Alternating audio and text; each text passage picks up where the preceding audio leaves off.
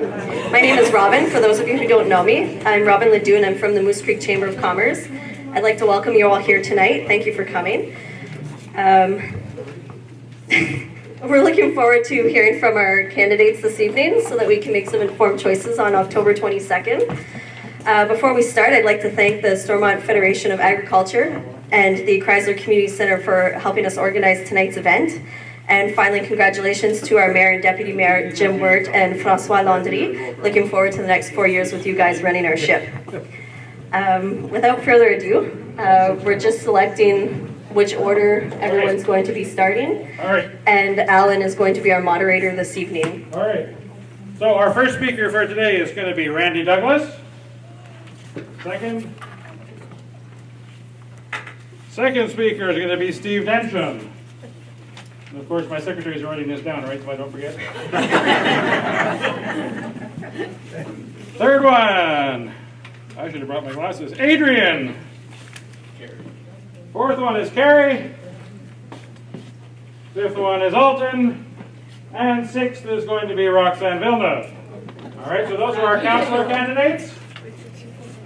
And then for our trustees, we have two trustees that have joined us this evening. So there you go, sir. You have the honor of drawing the order of trustees. Yeah, first trustee goes to Donna Nielsen. And the second one is the only other trustee who's running tonight, John Danaher. All right. Sorry, Don. What's the name again? Danaher. Danaher, sorry. John Danaher. All righty. We all ready to roll? Ready to roll. We are ready to roll. Okay. So there's no podium now. There is no podium now. That is a little bit more cumbersome for me, but that's okay. Well, what about us and our props and our glasses? And You're going to stay right there and give us a heck of a good speech from right here. Stand up. Yeah. Okay. Yeah. Am I okay without the mic? Is that? Yes. I'm loud and obnoxious. It'll be okay. Okay. So for those of you who don't know me, my name is Alan Krezel. I am the past president of the Stormont County Federation of Agriculture, and welcome to our all candidates meeting this evening. It's really incredible to see this kind of a crowd for a local all candidates meeting. I've done a number of these things over the last number of years. This has to be one of the bigger crowds I've seen. So congratulations to the Township of North Stormont. Folks, you've done an awesome job. We're really happy you could be here this evening.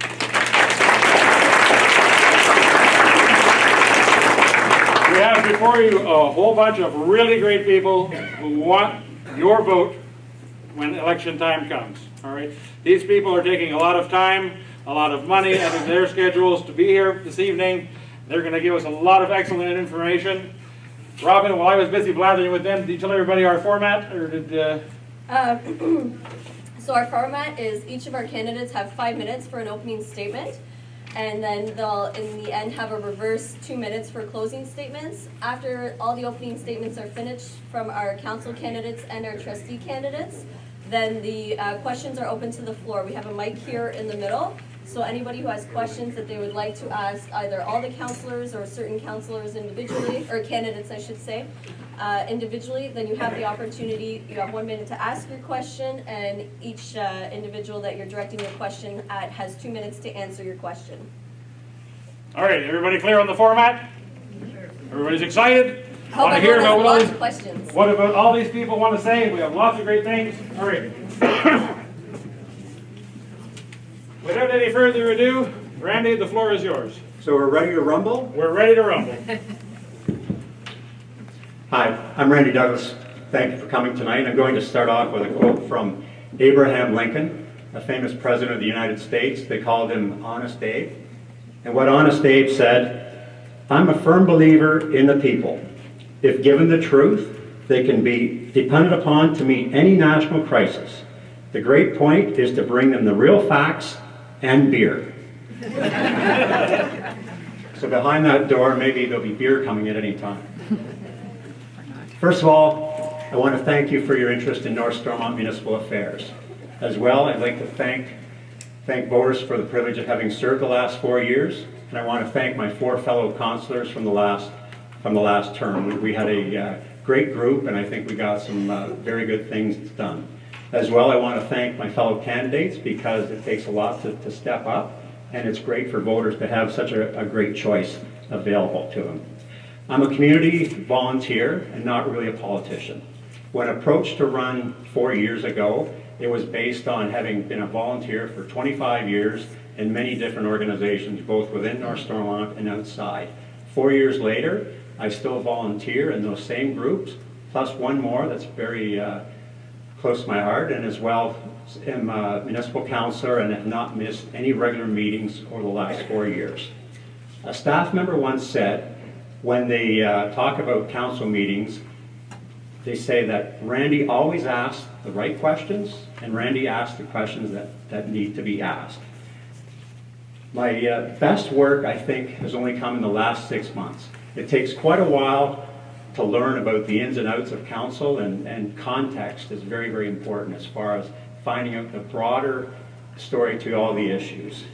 I felt up until 6 months ago that when there were challenging issues, I'd leave it to the councillor that lived in the area where the challenge was happening, or leave it to somebody with more expertise. Once I started wading into some of these challenging issues, I felt that I was making a better contribution, and that things got solved and moved along that have been held up for a while.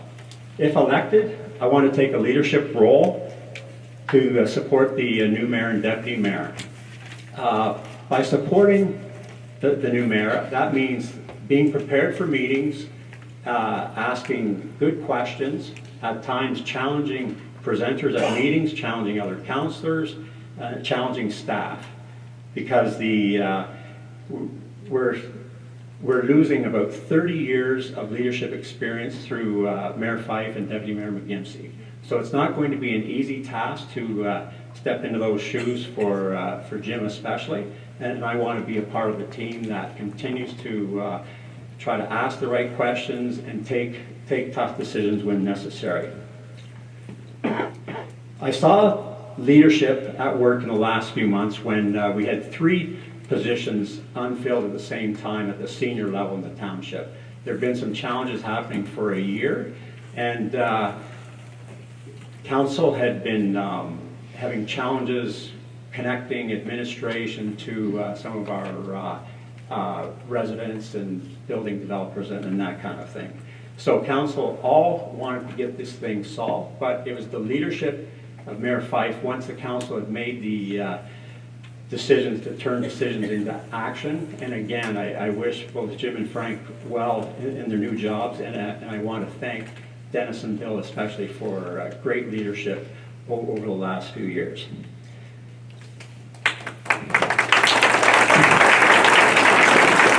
I'm asking for strong support during the election as both an endorsement of my last 4 years on council and for the last 4 years of all our council.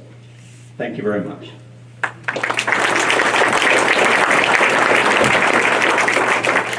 All right, thank you, Randy. Steve, please. Okay. First, I'd like to thank the Stormont Federation of Agriculture, the Moose Creek Chamber of Commerce, and the Chrysler Community Center for hosting this evening's event. Let me introduce myself. My name is Steve Densham, and I've lived in North Stormont for 22 years with my wife Adele, and I raised my family there. And I also have a grandson in SDNG. I've been an active volunteer. I've coached baseball, I've started the school choir, I've helped in the school library, I've supported local events like fun runs, fairs, anniversaries, but I made some big contributions as well. I've helped avoid the closure of Roxmore and Tagua schools by introducing French immersion with the help of parent council that I co-chaired at the time. By engaging our community, I helped to set a Guinness World Record for most scarecrows, raising $20,000 to tile drain our school property. I have a history of taking on big endeavors and successfully executing on them. Tonight is the night to see which candidates have a history of caring for our community and giving into our community. To see who has a track record of contributing, yes, volunteering, but more importantly, attacking the big issues to make big things happen to our community. To see who has the skills to make quick, quality decisions and support big decision making. In my estimation, the best indication of future contribution is past contribution. So please listen for past tangible contribution from candidates, not just wish lists. I have no political agenda. I have no personal career interests in politics. Basically, I love North Stormont. It's a great place to live, to grow, and to work. Being retired from a successful career with Bell Canada, I have more time to dedicate to this community. North Stormont is at an important point in time. Technology is changing quickly. A new generation of leaders is stepping forward. There's heavy pressure on budgets, pressure to compete, pressure on policy. Which candidates have the skills to manage this? After a successful career in Bell Canada for 25 years, or actually before managing a 25-year career, I managed 2 Radio Shack stores for 7 years. In Bell, I was a senior manager of business intelligence, pioneering new business ventures for Bell. I was plunged into ambiguous situations to collect information and data from many sources to build strong, winning, top executive level business cases. I managed an operational budget of over $1 million per year, and I've managed capital budgets of $3 million annually. Currently, I'm the volunteer executive director for You Feed Them, a charitable organization that helps impoverished communities overseas. I enjoy problem solving, cutting through bureaucracy, and drive to quick, quality decision making. I'll talk a little bit about my priorities, but after setting my priorities, I received a file from the OFA, Agriculture Matters, and I was very, very pleased to see that my priorities lined up very well with the OFA priorities. Agriculture is the lifeblood of North Stormont.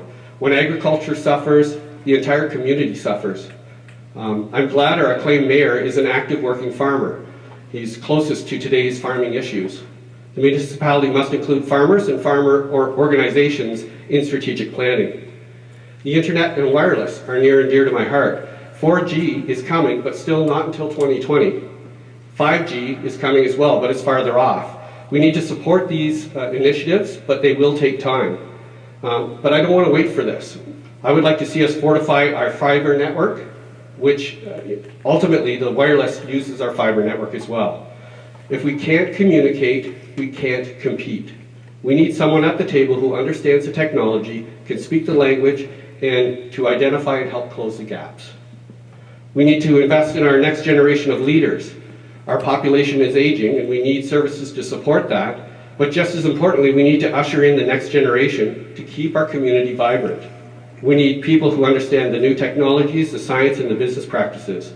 And we need to help locate new sources of funding like CIP and the Trillium funds to move new business forward quickly. I'd love to see the Moose Creek Chamber of Commerce expand to be the North Stormont Chamber, led by our next generation of leaders.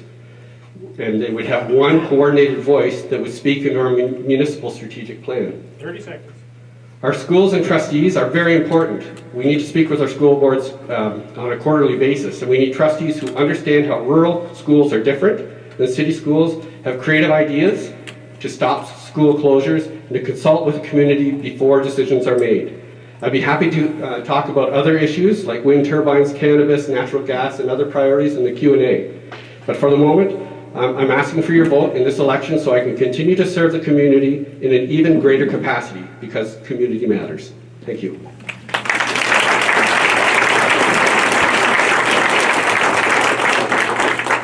Thank you very much. Adrian. Bonsoir, mesdames et messieurs. C'est un vrai plaisir d'être ici avec vous pour discuter nos visions pour la future de notre communauté. Ladies and gentlemen, I'm delighted to be here this evening among my fellow candidates to discuss our visions for the future of North Stormont. Thank you to the Stormont Federation of Agriculture, the Moose Creek Chamber of Commerce, and the Chrysler Community Center for organizing and hosting tonight's meeting. My name is Adrian Bajelli, and I hope to be one of your voices on council. Now, I know many of you may not know much about me. I haven't lived in the area my whole life. I've only been here since 2014. My last name is not one you'd probably find on a street sign in North Stormont. My father, originally from Malta, suggested maybe adding or Mac or Mick to Bajelli, but I just don't think it flows that well. Despite not being born in the area, I can tell you this. I chose this area to call home. I've had the benefit of living in different parts of our country. I'm your typical Canadian story. Toronto area city boy meets girl from New Brunswick fishing village in the mountains of Alberta, and they decide to lay roots in rural eastern Ontario. You know, the standard stuff. But this is home to us. This is where we want to raise our children. C'est dans cette communauté que nous voulons que nos enfants aillent à l'école, où ils peuvent s'engager avec une communauté francophone, fiers de leur histoire et heureux de la partager avec autres qui ne sont pas nécessairement nés avec la langue française comme leur langue maternelle. We're home to very unique and individual communities within the boundaries of our township. I've seen firsthand how each village offers to the whole, improving the quality of life. I've enjoyed playing beach volleyball here in Chrysler, coaching Timbit soccer in Berwick, playing old man softball in Moose Creek, and I consider 35 plus old man ball. I've helped organize a Canada 150 event in Finch. We've done swimming lessons in Avonmore, and what would any of us do without the Tim Hortons in Monkland? Our uniqueness should be a source of our pride. We are a stronger township when we celebrate and embrace what each corner brings to the table. People often ask me why I decided to run for council. I've always believed that the call to public service is a truly humbling one. You have the opportunity to directly contribute to the improvement of your community, to add to the quality of life for your family, neighbors, and friends. Despite my baby face, I have a long history in politics and the public service. I have the honor to serve as the Chief of Staff to our Member of Parliament, Guy Lauzon, and I've served the previous government for over a decade. Local government impacts your daily life at the most basic, everyday level. The quality of our roads and parks, the collection of garbage and recycling, snow removal, water quality. Our daily lives are always impacted by local decisions, and I look forward to working hard to deliver a better community to my children. When it comes time for my children to decide where they want to lay their roots and settle with their own families, I want them to choose North Stormont of their own will. I want them to be able to find employment close to home. I want them to be able to go shopping locally and not have to drive to another city for necessities. On hot summer days, I want them to be able to play in a park and a splash pad here instead of driving a long sewer Embra. And schools? There's only one surefire way to keep schools open and thriving. It's not by throwing money at them and begging the province to keep the doors open. It's by making sure young families are choosing our community to start and raise their families in. The kids will keep the doors open. And when I retire, I want to stay close to my family. I shouldn't have to seek out senior housing in Cornwall or Ottawa. I should have access to top-notch facilities right here at home. We have so much to offer here in North Stormont, but we need to keep an eye on long-term planning for the future. I've personally seen the impacts of unmitigated growth in my earlier years in the GTA, and we see it unfolding to the west of Ottawa.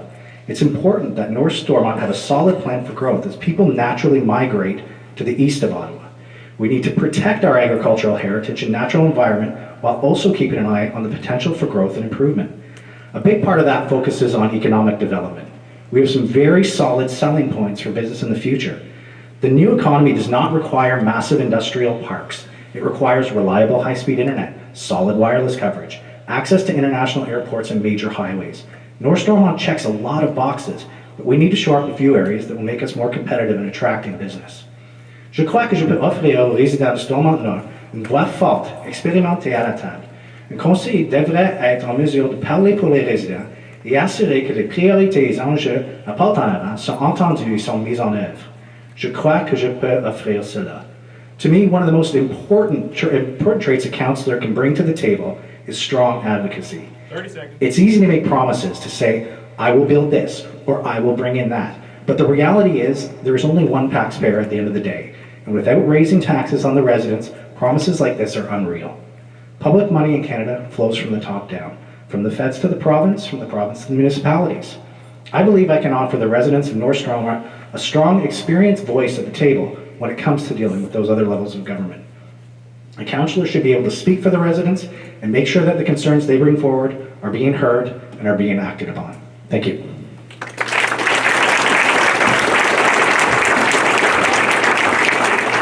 Thank you, Adrian. All right, Carrie, please. Now speak loud on that one, Carrie. It only comes out of here. Hello? If we turn it on, it might work better. How's that? Here? Check. Is that loud enough, or do you want Can to use it? everybody hear me? We're good. Can you hear me now? I heard some no's. Can you hear me now? Wonderful. So I'm one of the fresher faces to the possible candidates that you can vote upon. I'm from Avonmore. I've been here for about 7 years now. I grew up just outside of SDNG in a little town called Kenmore, and my father worked in SDNG for 25 plus years. I was fourth generation and was involved in the farming most of my life. I did grow up and move into the city like most silly young children do. And when I decided to buy a house and move back, it was time to raise a family. Avonmore called to me, and that this is now my home for life. A little bit more about me. I've been in the social service field for, going on 20 years now. I started out as a teenager doing lots and lots of volunteering throughout Ottawa and in Metcalfe, Kenmore, in that area. And now that I've been out in Avonmore, I'm part of the Avonmore Rec Committee. I've helped Nancy Wirt take over the Ladies' Night that raised almost $9,000 for a local charity this year. And I'm also part of the Avonmore and Roxmore Student Council for the children at that school. With that, I really want to take part in helping our community bring in more volunteers. I see that there are tons and tons of opportunities for programming for seniors, for children with disabilities, for our population that doesn't have a voice, that needs a voice. I want to be that person that can step up and create the programs, create the funding, find the niche markets that can bring in the volunteers to help. I have many, many years within my employment bringing in volunteers. I oversee palliative care foster homes and have been doing so for the last 10 years. I oversee files for children that do not have a voice. I'm able to create funding for them to get all the supplies that they need on a day-to-day basis just to survive. With that, I also oversee a group of 20 people that take care of these clients. I ensure that their safety at all times is met. I ensure that their basic daily needs are met on a day-to-day basis. And I will do so and help do so for the clients and members of our community. I also would like to see, I'd like to see more economic development in our communities. The notes can go fly kite. It's time to talk from the heart. I'd like to bring more growth and business opportunities to North Stormont. We have lots of open and vacant opportunities in the area, and they need to be filled. There's no reason that we can't have small businesses and entrepreneurs coming back to our area instead of fleeing into the cities where there's more opportunities there. We need them here. We can, as a community, bring those back, and with that, there's more tax bases for us, and there's more feeling of home. This is our home.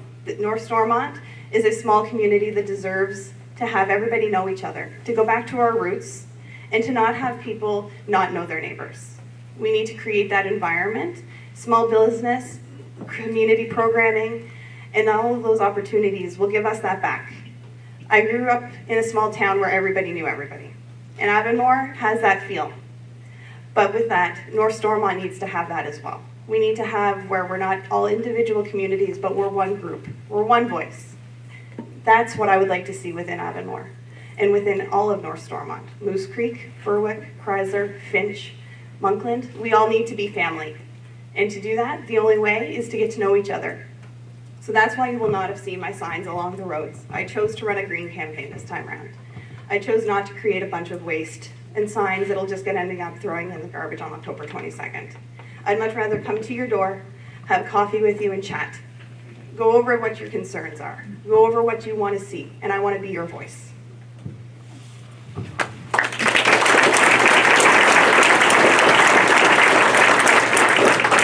Thank you, Gary. Alden?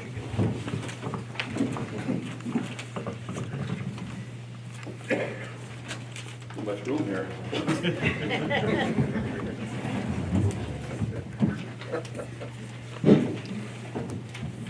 Good evening, Mr. Moderator, ladies and gentlemen, and fellow candidates. My name is Alton Blair, a lifelong resident of Avonmore, and as a member of the community, I was involved in a number of activities as a volunteer that had a huge impact on my friends and neighbors.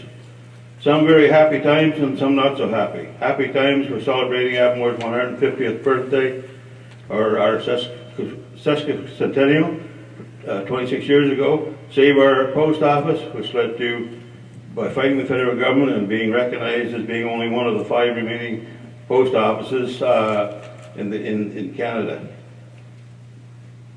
I was with the Fair Board, working at the gate for many, many years. I believe during my many years there I heard every excuse you can imagine not wanting to pay at the gate. An unhappy moment for the people of Avonmore was losing our bank. We fought hard, but we lost it. The officials had closure in their mind before we even got going. My motivation to seek the position of councillor is to put forth my ideas, which I truly believe to be beneficial to the people of North Stormont, and keep moving the township forward. Before discussing these ideas, I would like to provide you with some information about myself and hopefully assist you when making your decision on who you want to represent you at the council table. I base my campaign on my experience and ability to carry out that duty for the residents and business in every part of the township. My experience, which I consider an asset to the new council, is my previous 10 years as a councillor in the former township of Roxborough and 3 years as a councillor in the amalgamated township of North Stormont. And then they pulled Roxborough, Finch Village, and Finch Township into one. From those years in council, my experience reflected what the people wanted and expected from their council member, which was to spend their tax dollars in a fair, effective, and efficient manner. They wanted well-maintained roads to travel on, a well-trained volunteer fire service to protect their person and property, funding for our recreational facilities and programs for adults and children to enjoy and play, encourage residential development to increase the tax base, and encourage commercial and industrial development to create jobs. At the same time, keep the tax burden in line and affordable, so that people and businesses will make North Stormont their home. My former Roxborough experience was getting water and sewer in Moose Creek, the La Flèche landfill site, where we received $1 per ton for every ton of garbage going into the landfill. I believe North Stormont received over $500,000 with this agreement last year. During the last 3 years with North Stormont Council, Finch Village was approved for their sewage project, and Council was also in charge of providing shelter and food during the ice storm, when we really came together as one. My working career with the United Counties of ST&G covered 40 years, where I gained experience in road construction and maintenance, and responsible for budgets of $2 to $3 million yearly. I have a certified registered designation 1 with the Association of Road Supervisors Association of Ontario. In my last 7 years, I was assigned to the Administrative Office as a Special Project Coordinator, in charge of developing new methods in construction and maintenance, using technology and experience, bringing the department into the 21st century and finding any cost savings in either, as well as equipment purchases. The example that you may notice out there of one of my ideas was to pave shoulders along the county roads.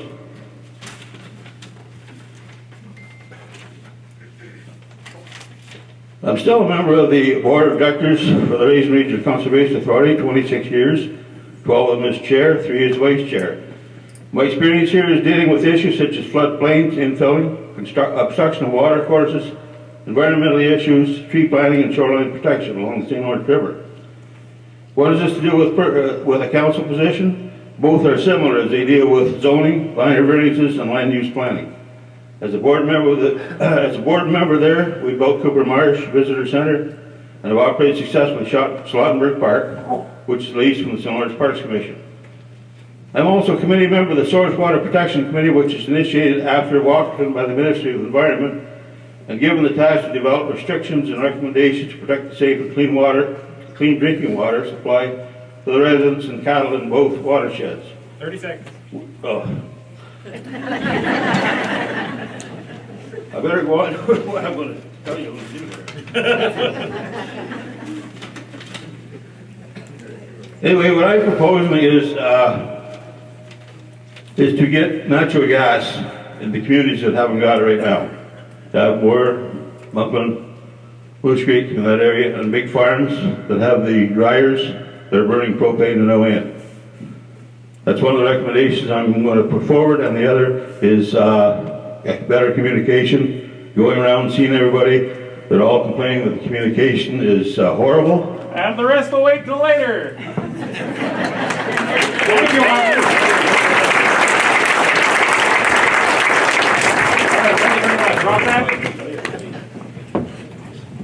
Never seen you for lack of words, Alton. That was good. Well, I still got another page to go.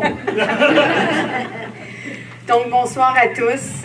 Ça me fait plaisir d'être parmi vous ce soir. Good evening, everyone. It's my pleasure to be a candidate here in the township, the beautiful township of North Stormont.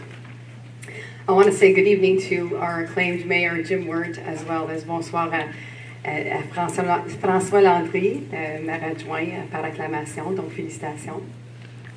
To our my fellow candidates, it's never an easy task to put your name forward to run for any office. It's my second time that I run, once provincially and now municipally. So congratulations to all of you. It's not an easy task. And to our trustees as well.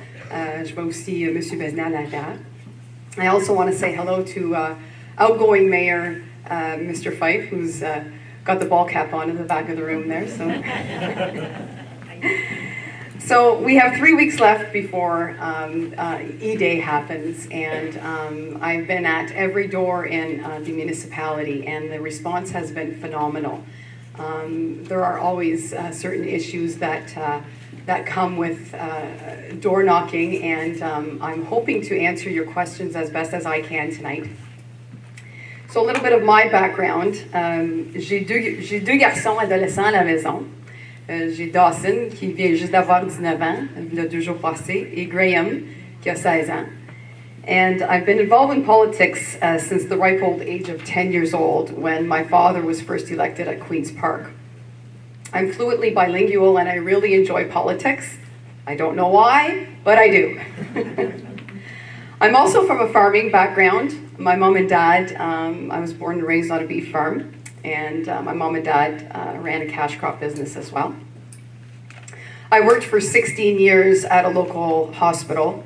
I worked in the health records department, and then I moved on to working for the foundation, where I was able to raise substantial funds for a new emergency expansion project, as well as for capital funding initiatives and buying new equipment.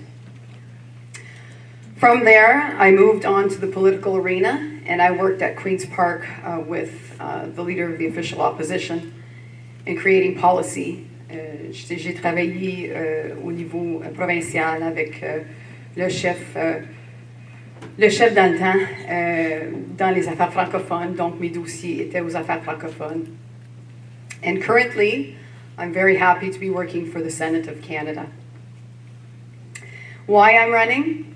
As a lifetime resident of Eastern Ontario and recently purchased a home in the beautiful town of Moose Creek, I want to see some changes here in North Stormont. My 2 teenage sons will soon be joining the full-time workforce. And I, like a couple of my colleagues here mentioned tonight, I want them to be able to work here in the township and have good paying jobs and not have to work, such as myself, driving to Ottawa every day. It's not fun being caught in traffic and being late for work. I'm a huge supporter of the agricultural industry, and one of my main initiatives is to help eliminate the red tape and the bureaucracy surrounding farming. Farmers need to do what they know best, and that's farming, and not have to deal with all kinds of paperwork and issues around red tape. So we have some of the best agricultural land here in North Stormont. And I know there are issues around burning bush in the township. And we have to keep in mind that farmers do feed cities, and it's important that farmers continue to do what they do best, but also follow our bylaws. And I want to make sure that farmers and residents can work together to make that happen. I want to see small and medium-sized businesses thrive here in the township by having better cell phone service, because I know where I live, my cell phone service is horrible. 30 seconds. I'm going to wrap up soon. Secondly, I want to have better internet service. I also want to have natural gas brought in many different areas of the municipality, as well as beautification of our villages and communities. J'ai hâte de répondre à vos questions ce soir, donc n'hésitez pas, venez au micro et puis demandez vos questions. Thank you. Merci.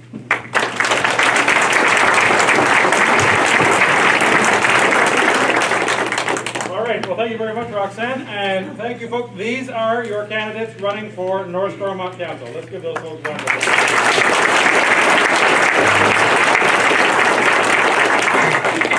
So we did send a letter to all the people running for school board positions as well. Unfortunately, some of them couldn't be here this evening, but we do have 2 reps running. We have Donna, who's coming first, and Donna is running for the English separate school board. Is that correct, Donna? And then we have John, who is running for the English public board.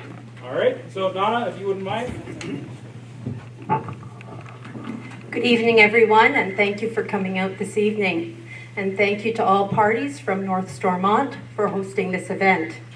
I feel like I've almost come home this evening.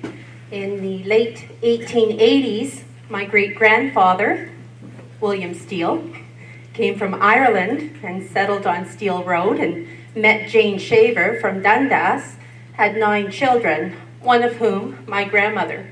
At 16, my grandmother moved to Montreal as an au pair.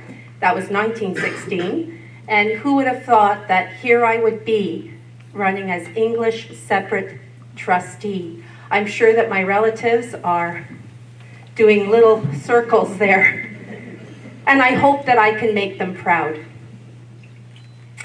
After having recently retired from a successful career in Catholic education, I welcome this opportunity to run as English separate school trustee for Dundas and Stormont, Ontario. If elected, I would contribute meaningfully in the areas of faith development, curriculum, First Nations, and mental health. Over the last 37 years, it was inspiring to work and collaborate with many professionals as a teacher and as a principal. We were committed to nurturing the heart, mind, body, and souls of all of our students.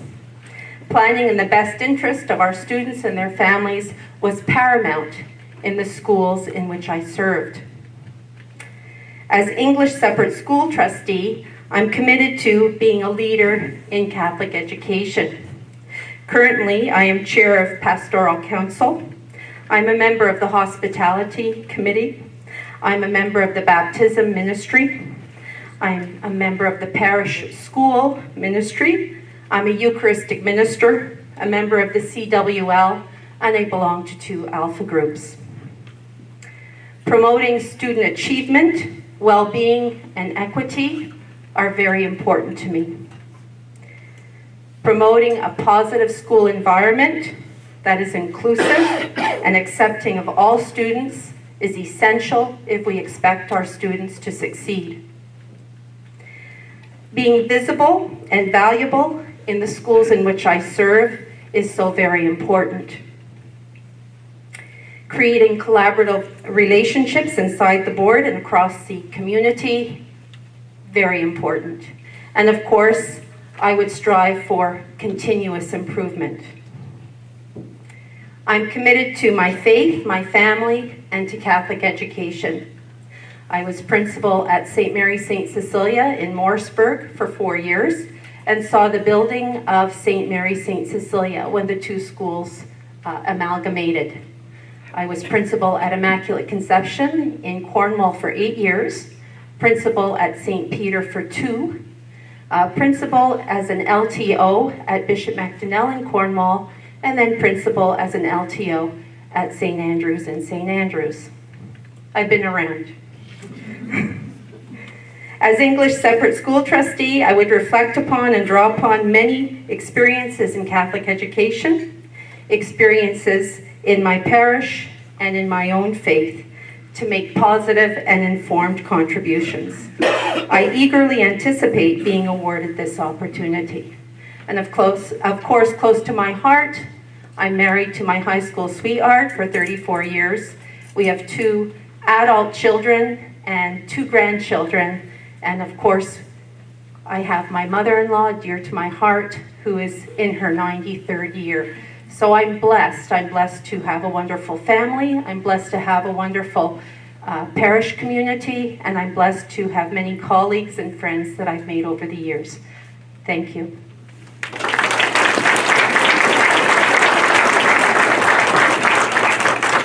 All right, thank you very much, Donna. Like I mentioned, we did invite everybody, but unfortunately there was some that couldn't be here. So the other individual running for the English Separate School Board is Karen McAllister from Ingleside. All right, next, please.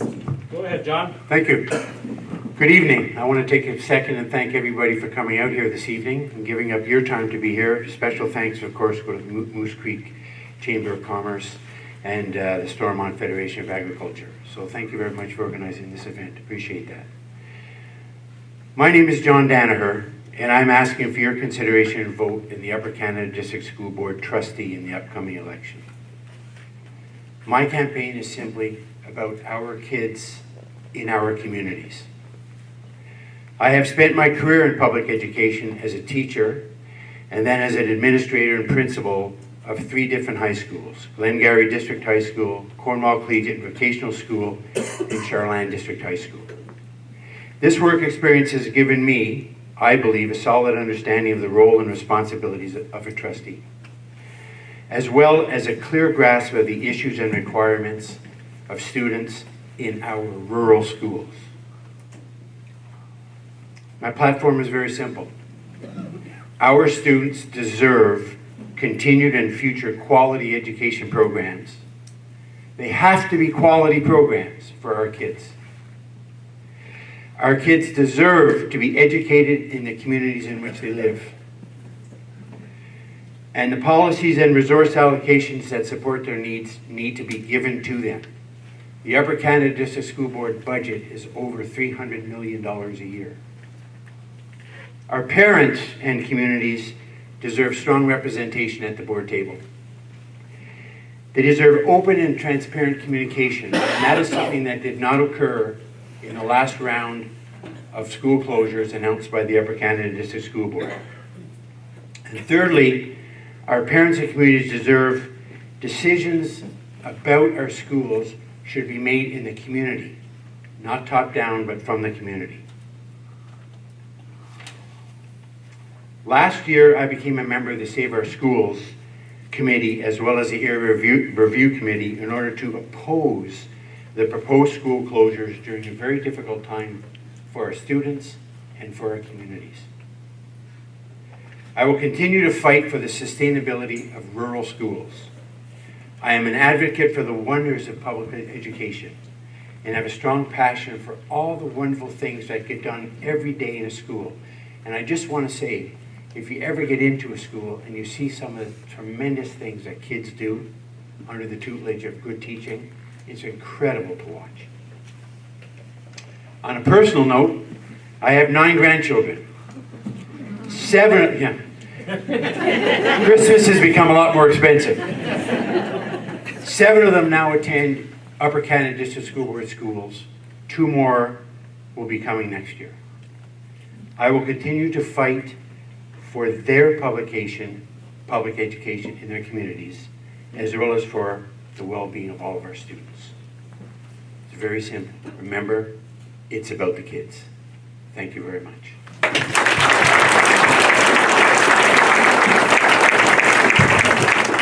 All right, thank you very much, John.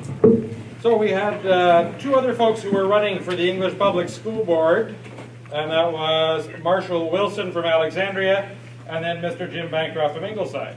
Now, just today, so everybody's aware, Mr. Bancroft has decided for health reasons to pull out of that race. All right, so Mr. Bancroft will no longer be running. His name will still appear on the ballot because it's too late to pull it off, but he will no longer be running. So your choices then for the Public School Board trustee will be John Danaher that we have here and Marshall Wilson. All right, thank you very much to our 2 trustee folks for coming today.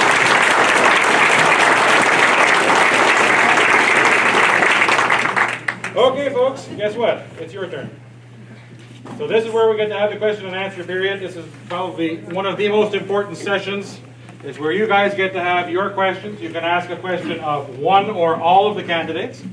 You have to come up to the mic before I recognize you. If you shout it out from way over there, I'm going to ignore you completely. So you come up to the mic, state your name, where you're from, ask the question of whoever you'd like to ask a question of. You have 1 minute to ask your question. If you're long-winded, make it fast. And then candidates have 2 minutes to respond each. All right? Sound clear? Any questions? Not for me? All right. Come on. Anybody got a question for our candidates? Come on up, sir. Let's make sure the mic's on.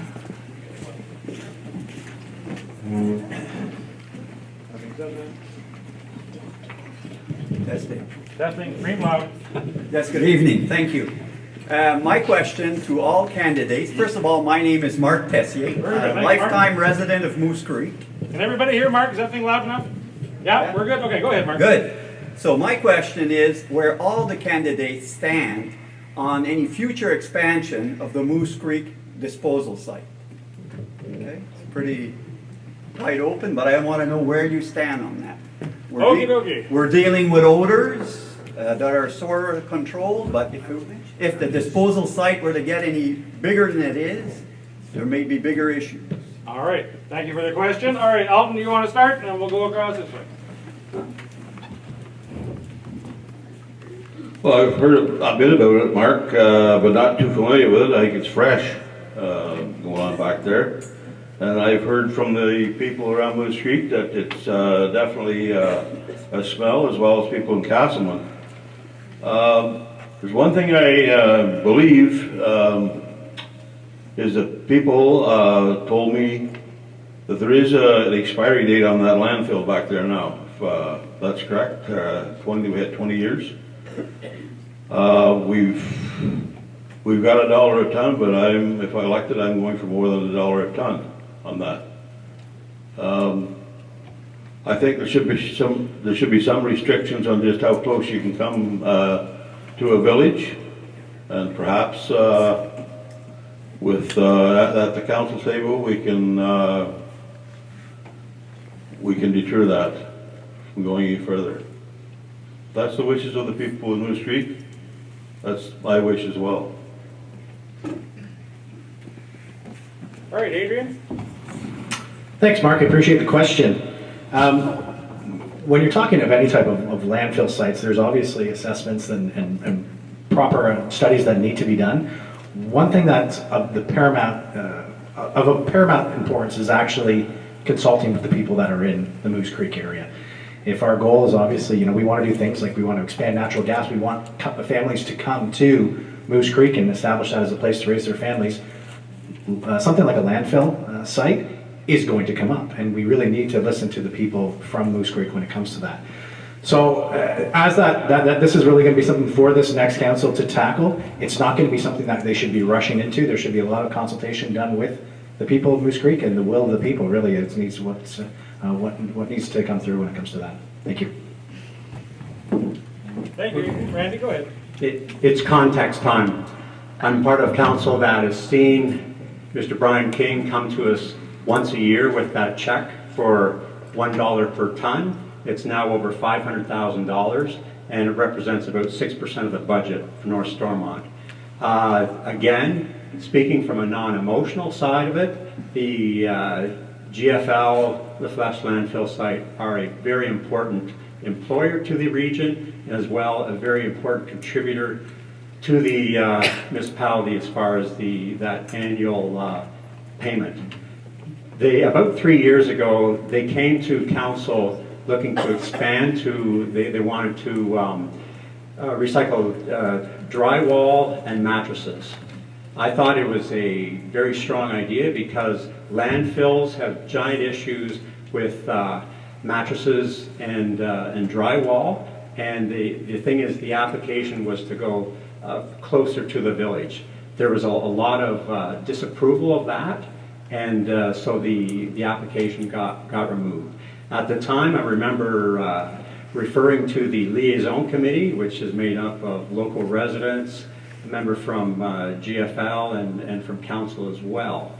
When I asked questions about, okay, well, what's the role of this liaison committee as far as keeping up to date with communicating with local residents and stuff, I got some negative replies from at least a couple of the members on the committee. Oh, there's a time up to this too? Oh, yes, sir. So the story goes a long way, and again, when we saw the negative feedback, I went to Creek, had a lot of conversations, and know that there's work to be done both with the coming agreement expiring and with future expansion. Thank you. All right, thank you, Randy. Steve? Great. Thank you again, Mark, for your question. Admittedly, I'm not that close to the issue, but what I do understand is this is primarily a provincially managed relationship. The municipality can voice their opinion, they can speak into it, but from my perspective, some of these actual decisions are beyond the scope of what the municipality has full control over doing. I do agree that as income, it is a very, very good source of income for the municipality. And so I also understand that since we worked with Brian King and had discussions with him about some of the odor issues, he has taken it seriously and he has made some improvements. If we do, and again, I think I need more information to say yes or no as to whether or not it's something that I could personally support. But what I would love to see is capturing that gas, capturing some of that. And I know that some of that gas is being captured and also put into the FIT program. Not a great program, but it is a good use of the gases that are done, and having them burned and turned into electricity is a far better use than smelling them in the neighborhood. So what I would love to see is proposals from them along the way, if they are looking to expand, to see if we can't trap and use to reduce the odor, but actually to use it and reinvest some of that into either our grid or to capture for other purposes. Thank you. All right, thank you, Steve. Carrie? Hi, Mark. Thanks so much for a great question. I'd see this as an opportunity to really promote our recycling programs that we have within North Stormont. With the overbearing of the smell that's coming into Moose Creek, I can really see how that's impacting on the daily lives of the residents in that town, and how it's going to be a deterrent for any businesses or economic growth. So with that, if the promotion of recycling and composting and really reducing the amount of waste that our community is producing will really reduce the amount of impact that that is creating on our communities. We have great recycling programs that really do need to have a lot more coverage so that people know what we can and cannot recycle and where we can take it. Just recently at council, it was brought up that there's a lot of people that don't know that we have a tire recycling program, we have a hazardous waste materials recycling program, we have a large metal recycling program, and all of this stuff ends up in the dump. So instead of it ending up in the dump, taking up all that space where we're going to then having to expand, that could all be put into a recycling situation, reuse, reduce, recycle. We learned it as little children and it needs to be really recycled into our adult years.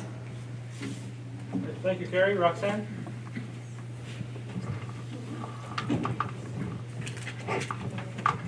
Merci Matt pour la question. My partner and I purchased a home in July in Moose Creek, and it's adjacent to the landfill site. And there are very few days where we actually smell the methane gas. We're fortunate living there for sure, but I know that the smell as you get closer to the highway does get worse.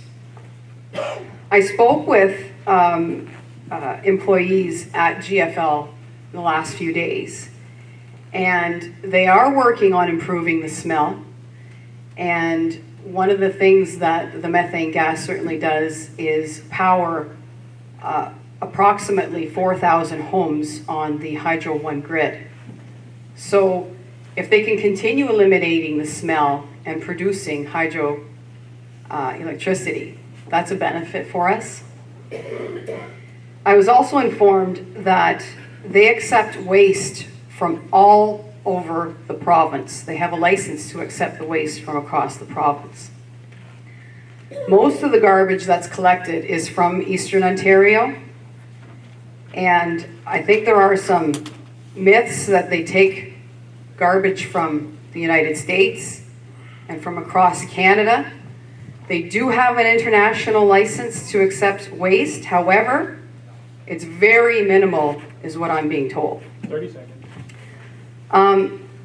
How I want to make this work with our landfill and our residents is that we've got to do what's right for the township of North Stormont in conjunction with the landfill site. But we have to do for what's right for the township, first and foremost. Thank you.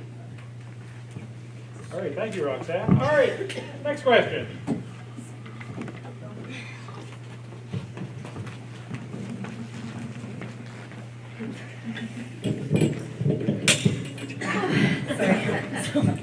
I'm Robin from Moose Creek. I'm owner of Atesha Health. I've been in business for 9 years. Many of you mentioned economic growth, keeping jobs in the communities. Many of you had these in your campaigns. I do understand cell phone reception. We literally have a window in our office that all the cell phones go because that's the magic window where the reception is. So I'm aware of the cell service and the internet as well, which is a large problem in Moose Creek. But it's not the only thing to keep economic growth in the community.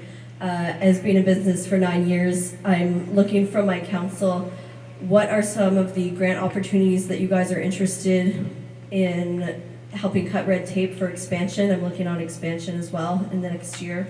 And what are some of the things that you can point in the right direction? How can you guys help me and other small businesses to expand and grow, or for people to start up businesses in the community as well, have more jobs stay in the community, these sorts of things? Can you help? Okay, Robin, I think we're going to go with something similar to how can they help small business thrive in the community? Does that sound about right? Okay. Adrian, go ahead. Thanks, Robin. I appreciate the question, and you actually hit the nail on the head. It's not a one or multi-leveled approach when it comes to that. A municipal council can't just say, "Hey, I'm going to make your cell phone service better," or "I'm going to make sure to get fiber optic internet in every house." When you talk about other levels of government, I think that's where a benefit that I really bring to the table, having worked with the different layers of government, knowing exactly having to go and get these certain grants. Prior to moving to Eastern Ontario, I actually worked in the city of Oshawa and worked collaboratively with their municipal government to bring almost $100 million worth of federal and provincial investments into that community. Now, this is something that any council can do, really. It's taking the time and researching those opportunities. I bring that to the table. I have that experience. That is something I'd be more than happy to share with all businesses. Second part of that as well is to keep your business going, you need customers. And to get customers means we need to make our communities more attractive to young families. More people coming and wanting to stay and shop locally or visit your health studio, that's going to ultimately increase your revenue over the long term. So those are just a couple of little things that I think I would really focus on to improve business in our communities. Hey. All right, thanks, Adrian. Randy? Yeah, we'll keep going. Randy's next. Yeah. Okay, in regards to economic growth, I think it's based on population growth. And in regards to population growth, I think it's based on getting new Canadians living in rural Canada. When I go to my city job every day, I see new Canadians working in sandwich shops, maintenance, parking lots, cutting hair, all those areas. I don't see many new Canadians here. That was one of my reasons for setting up refugee groups, because I wanted to see rural Eastern Ontario and support refugees and have population growth through bringing refugees, also new Canadians, because many people that want to come to Canada are young, they're entrepreneurial, and they will work 24/7. Apparently there are 20 Guatemalans who every day work building grain bins, and they come in to different parts of Ontario and Quebec. So I'd like to know, what are we doing to get those guys to come move to Canada? There's another local business here that has Jamaicans work on his farm. So imagine if you have these 20 Guatemalans working, building grain bins every day. Imagine if 5 of them move to rural Eastern Ontario.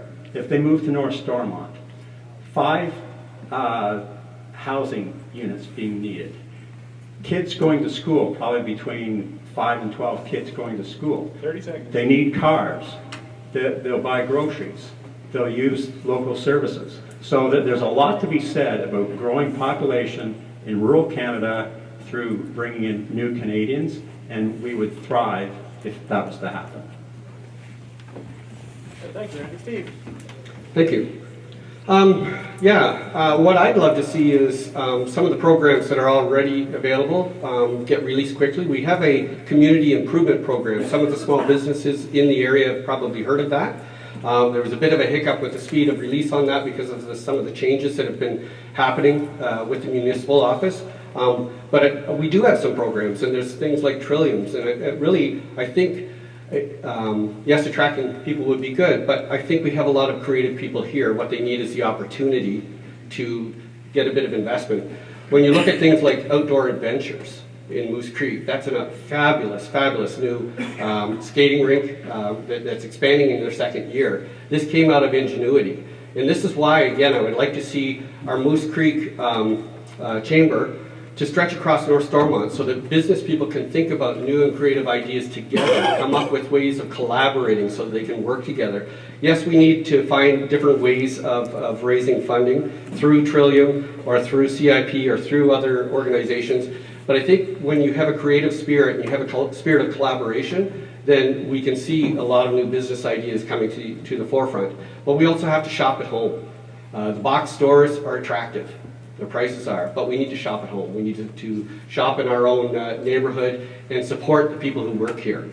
Right now, our municipal budget, it looks like, in my estimation, less than 2% is spent on economic development. 30 seconds. I'd love to see a little bit more money in that area, but put up against great ideas by creative people and really invest in, like I said, the next generation of leaders that are coming. Thank you.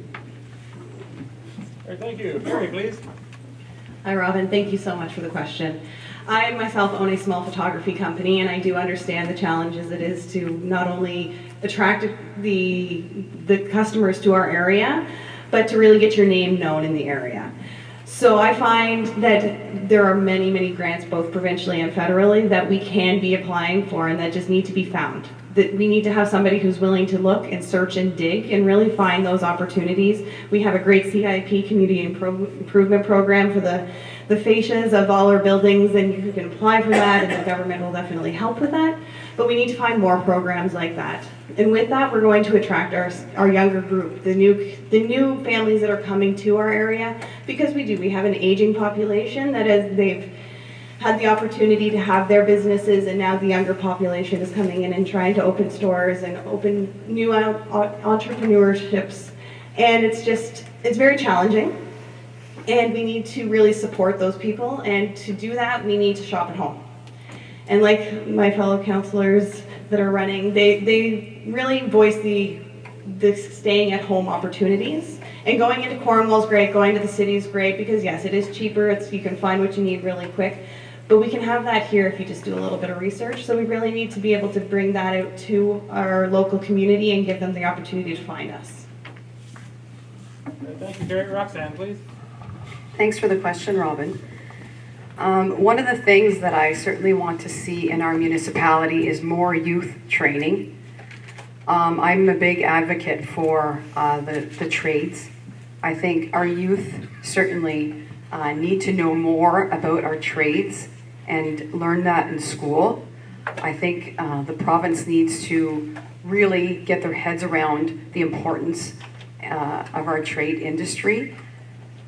We're at a crisis in our trades industry, and the only way that we can better that is by educating our students in high school to go into the trades. Being a mechanic, being a welder, that type of thing, it's not a bad job.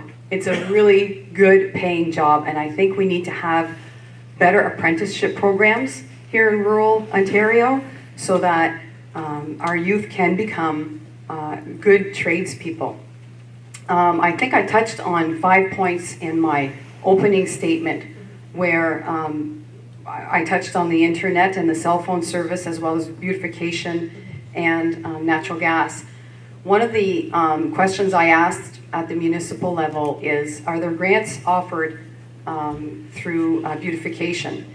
And they responded with me by saying that the Association of Municipalities of Ontario have a grant of approximately $42,000 that's available right now. 30 seconds. And you'll be able to go on the website to see if you qualify in your community. If your business qualifies for it, you can apply for it, and the municipality will decide who in turn will get that funding. Okay? Thank you. That's just one.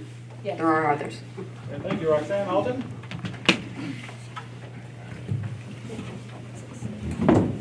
Yes, being here pretty well all my life and sitting on the former council, I always encouraged economic growth and development. And really, I haven't seen very much of it since that time. And some of the reasons are, I guess people don't support the local establishments like they should to keep them here. We should be doing more of that.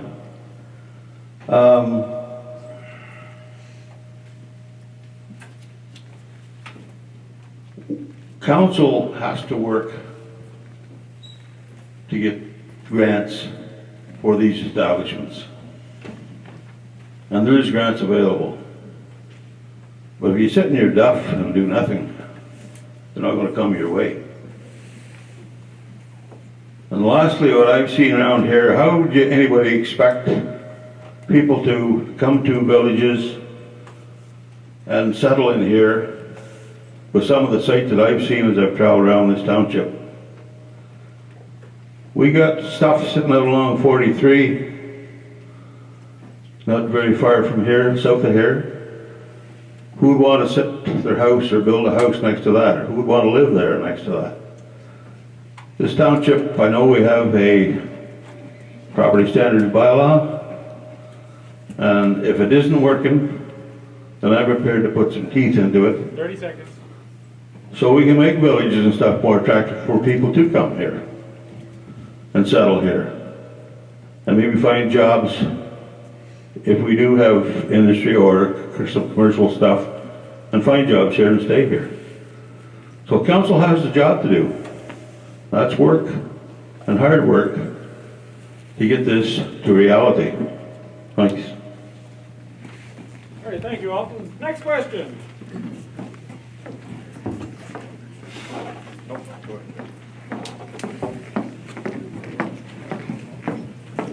Leanne Akers-Hanna. I was a councillor for over 8 years in the municipality of North Stormont. So you guys are off the hook.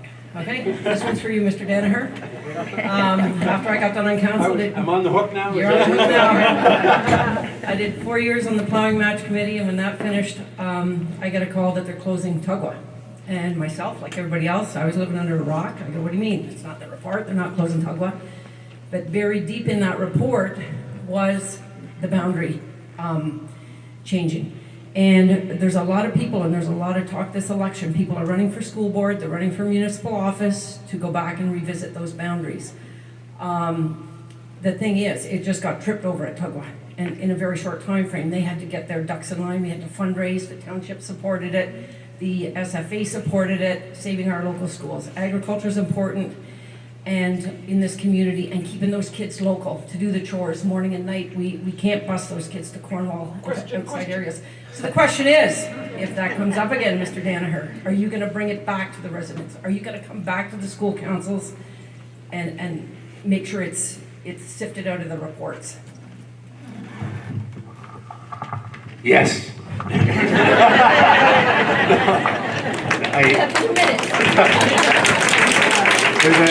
Actually, thank you very much for the question, because it's on. I live in a rural community. This is a rural community. And we're always under the feeling and the threat that our schools could be closed or boundaries could be changed. Tugwa is a wonderful school. And it has a boundary that was tinkered with last year, almost changed in the change, right? And that's what we're referring to, but it was not changed. I would, as a trustee, fight tooth and nail to not have that boundary changed. I think the kids that live in that area north of Cornwall, is that the area you're talking about, basically? Yeah, and absolutely, I'm absolutely opposed to the kind of thinking that happened a year and a half ago. So yes, I will bring it to the communities. I will tell you that I'm going to fight very hard to not ever have that happen again, ever. Does that answer your question? Yep. Thank you.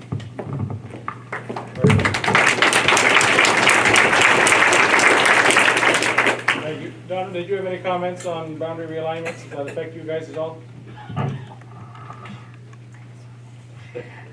We did have changes made in Cornwall with regard to boundaries, and we did have school closures in Cornwall. I was still principal, actually, when it was just coming to the table.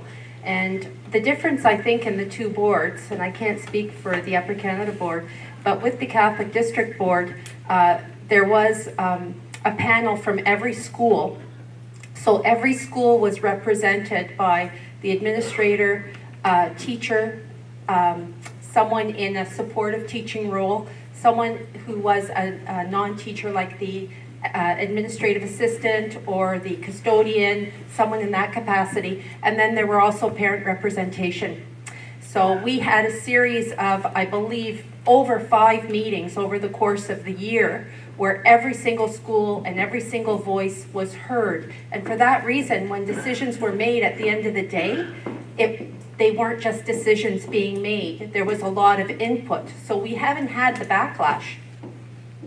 So there is, and I'm sure that I would be happy to speak with Mr. Danaher if it should happen again. But sometimes the boards, the coterminous boards, can learn from each other. All right, thank you very much. All righty, next question. Come on. Once the a little closer, a lot louder, and name first. John Irvin. Thank you, John. New resident. Father was born here. I've moved back into the area the last few years. Once the Green Energy Act at the provincial level has been appealed, which will happen soon, and the land planning rights for large renewable projects are given back to municipalities, would you be an aid or deny EDP renewables of their permits required from North Stormont that have not been fulfilled by North Stormont's council as to date? So that's for everybody? Yes, it is. All right. Randy, you get to go first. Okay, to start off with my view on the project, the whole time I was against the project.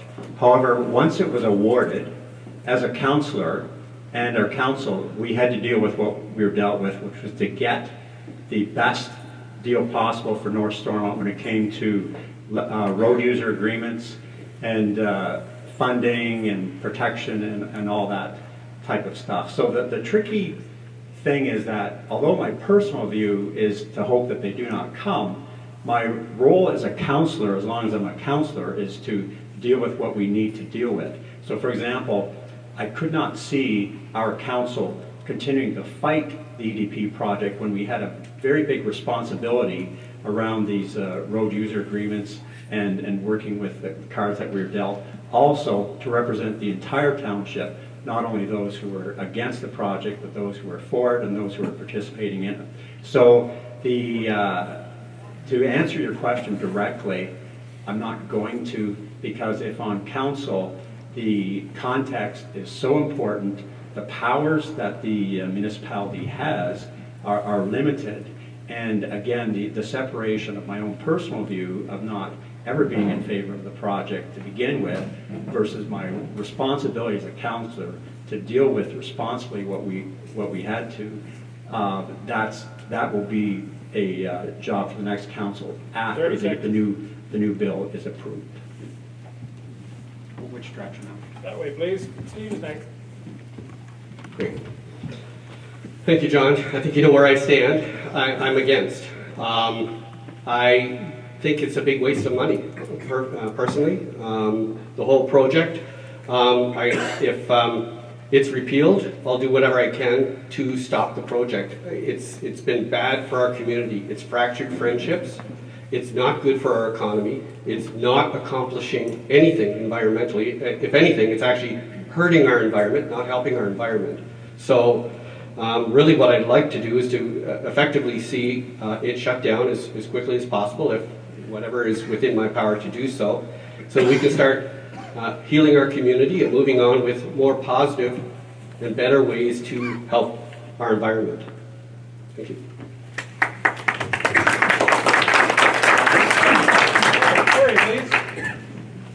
Hello. Very, very good question. I myself was also opposed to the turbines being installed in Berwick. I feel like this is something that we, as a community, fought very, very hard to try to get canceled as quickly as possible. Unfortunately, at the time, it was not. Hopefully, with the new provincial government changing the legislation, that will give us a little bit more leeway to fight against this again.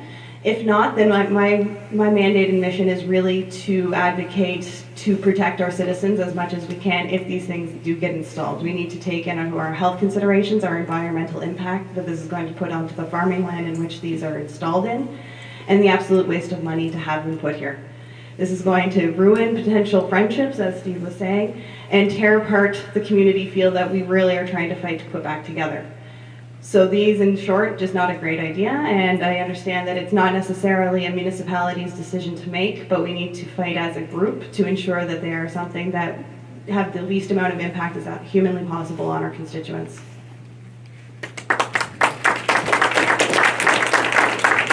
Gary Roxanne, please. Thanks for the question, John. I wish Doug Ford would have chosen to eliminate the Green Energy Act as his #1 mission once he was elected. However, we're still waiting for that to happen, and I know it will. It's just a matter of time. Now, how much it's going to cost us as taxpayers to get out of those contracts is another question. I don't know how much that is going to be. It's going to probably go into some legal matters, again, at the cost of us taxpayers. I'm categorically opposed to any wind turbines being built anywhere in the province of Ontario. My sister lives on one of the adjacent properties that they were trying to build a wind turbine farm, and not just the health factors of it, but the ugliness of it, and half the time the darn things don't even turn. So it's a complete waste of money, and I will do everything in my power to continue the fight against this. Thank you.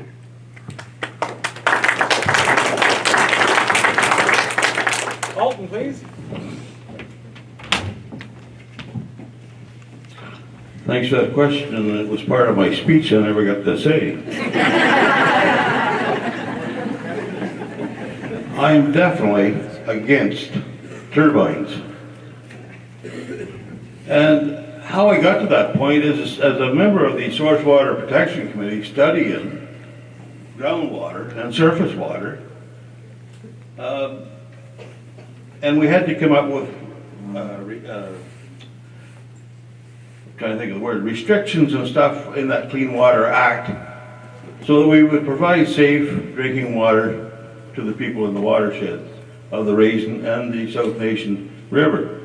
And it was done on technical and scientific data which formed these restrictions and under the Clean Water Act. And my experience on that committee showed aquifers and estuaries located in the same areas where these proposed wind turbines are going. A number of months ago, when I became aware of the project, I asked questions and learned that the project involved the installation of 33 turbines located on prime agricultural land. How can you put a turbine on agricultural land, but if you own agricultural land, you can only put one house on it?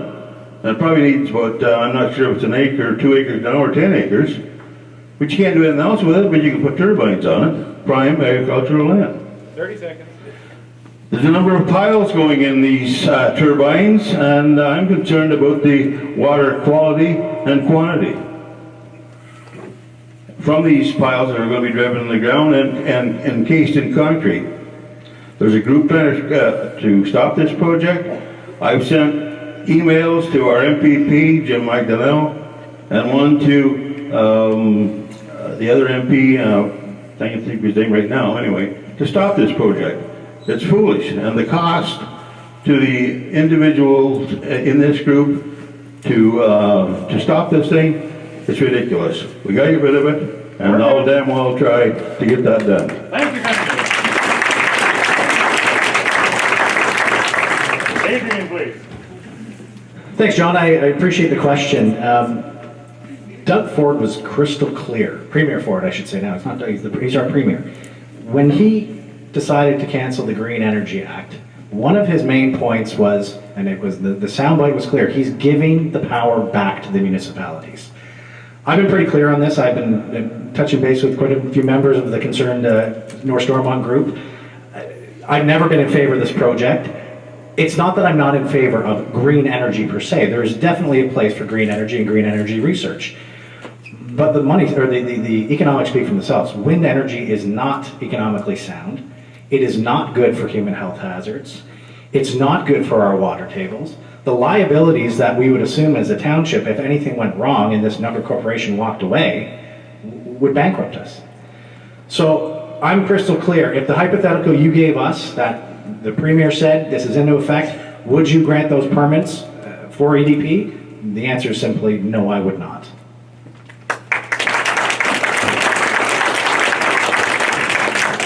Alrighty, thank you very much, Adrian. Next question. Ma'am? Ruby Mecker from Finch. Listening, Randy, to you talk about... A little louder, Ruby, please, and a little closer to the mic. About the contribution of the landfill company to the township and it making up 6% of the budget. EDP has said they will give the township $300,000 a year. Now, you have all talked about bringing people to this area. Who is going to move to an area with 600-foot tall turbines? So my question to the council is, I firmly believe Bill 34 will pass. It will cancel the Green Energy Act. It will return rights to the municipalities. What will you do as municipal officers to prevent such an occurrence happening again in our township? All right. Is that different enough, guys? Can you answer differently than you answered last time? Probably answer short. That was to everybody, right, Ruby?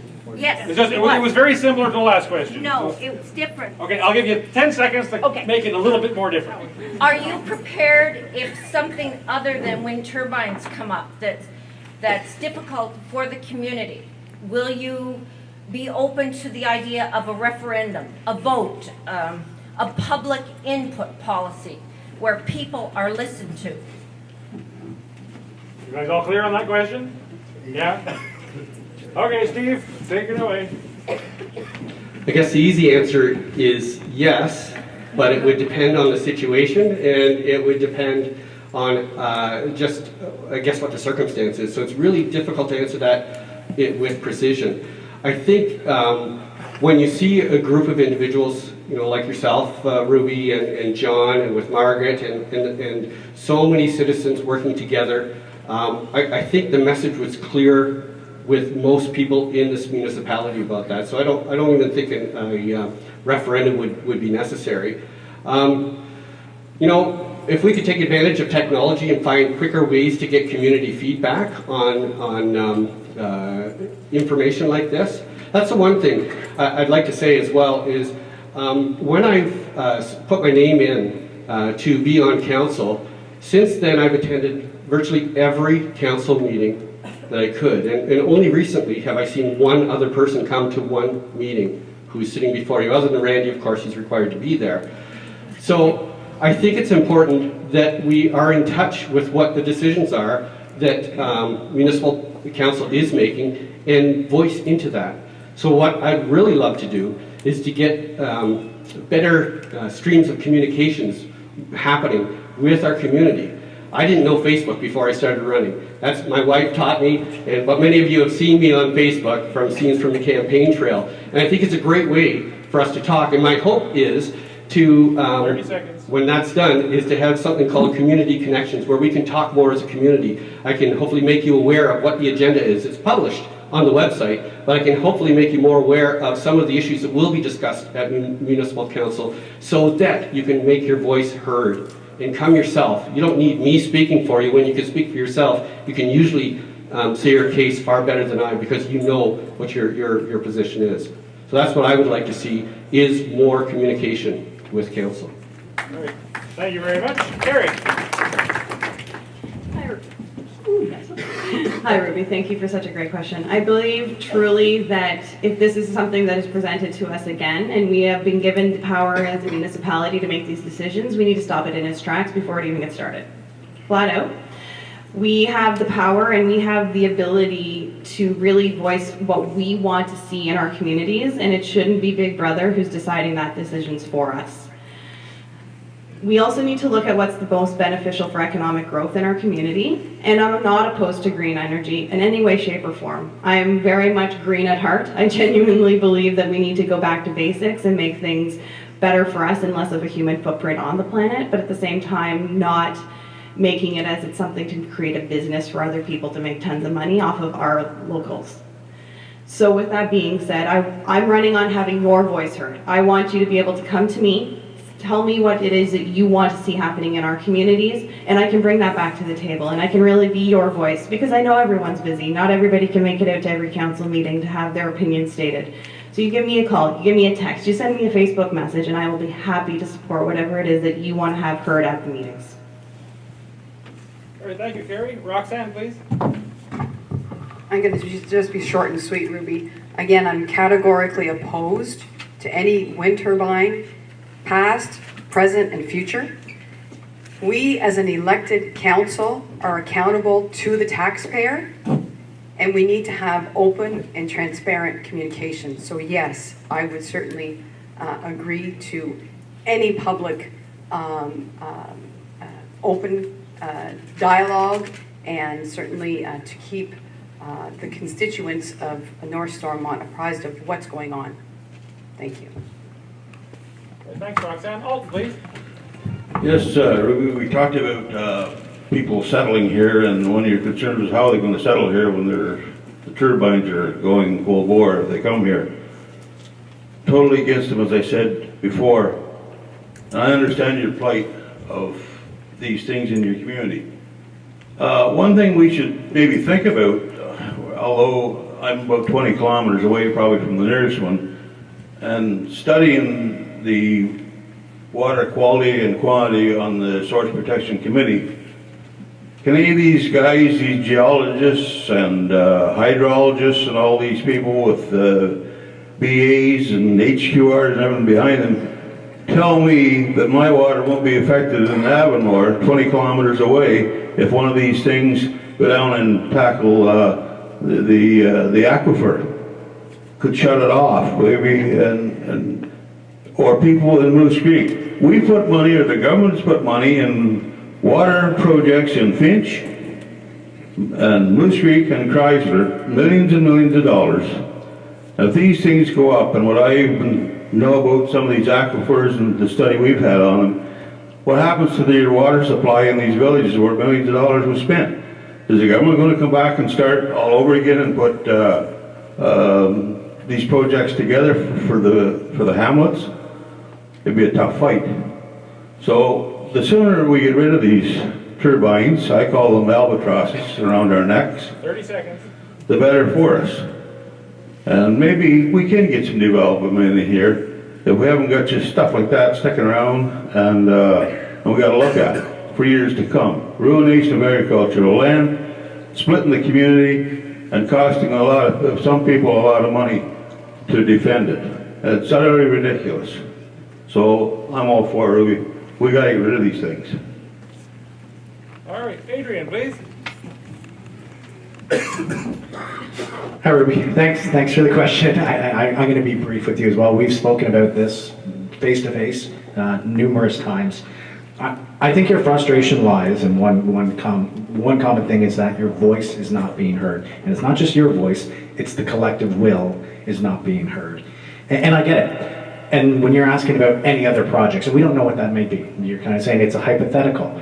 I would assume it would be something that would have a massive impact on the township as a whole. If that were the case, should there be consultation? Should there be an avenue? Should we be listening to the will of the people? Well, absolutely. All we are, whoever is coming through this next council, we are the collective voice of the municipality. If we can't relay that back, then we're not doing our job, and you're not picking the right people. So that's where I stand. Thank you. All right, thank you, Adrian. Randy, please.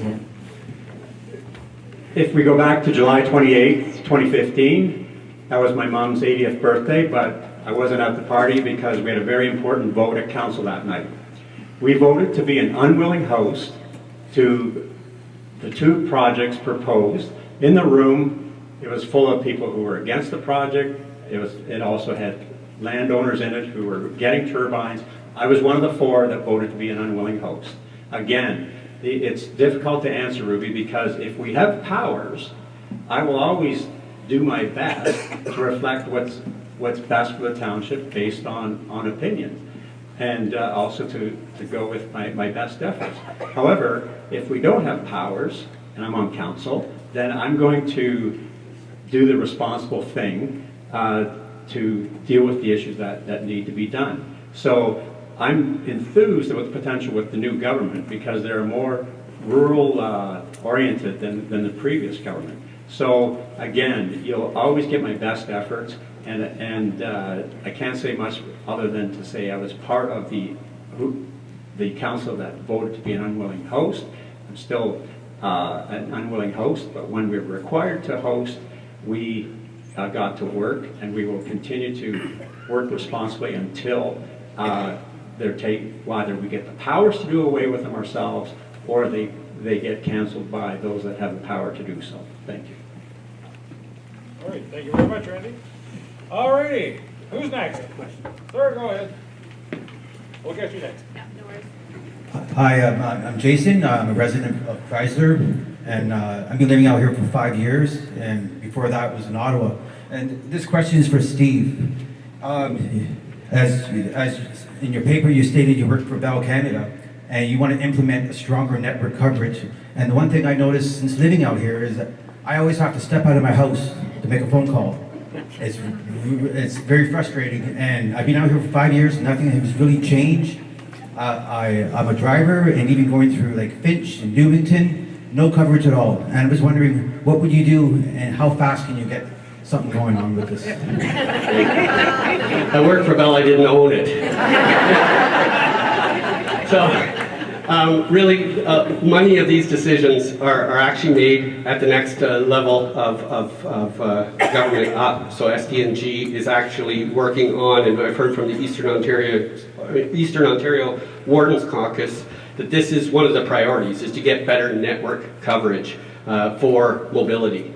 As I said, 3G is what we have right now, LTE in some areas, and of course it depends how close you are to the antennas. What I was really talking about in my paperwork was more about internet and wired internet. And that is something I think we can do something about so that we can have internet closer to us. Now, for wireless for mobility, yeah, the coverage is bad and it needs to get better, and I do believe there are activities. So is there something more specific I can do? Probably not a whole lot more at a personal level.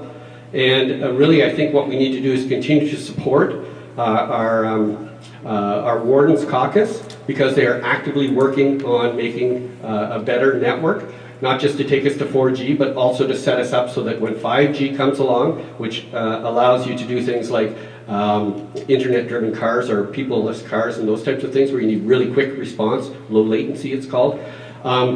These are the types of things they're thinking of right now. So I would absolutely support anything that they can do to help accelerate the program. I'd be there to answer questions. One of the other things I think that we have to listen to is our firefighters. I was talking to Dan Govan about the coverage and having dead zones in certain areas. So that is something from a communications perspective we need to look at in the short term, is to make sure that our firefighters who are out saving lives and buildings can actually communicate. And so my hope is to be able to offer some expertise into that as well. All right, thank you, Steve. Does anybody else want to comment on that while we're up here? Alton, all right, go ahead, Alton, you can go first.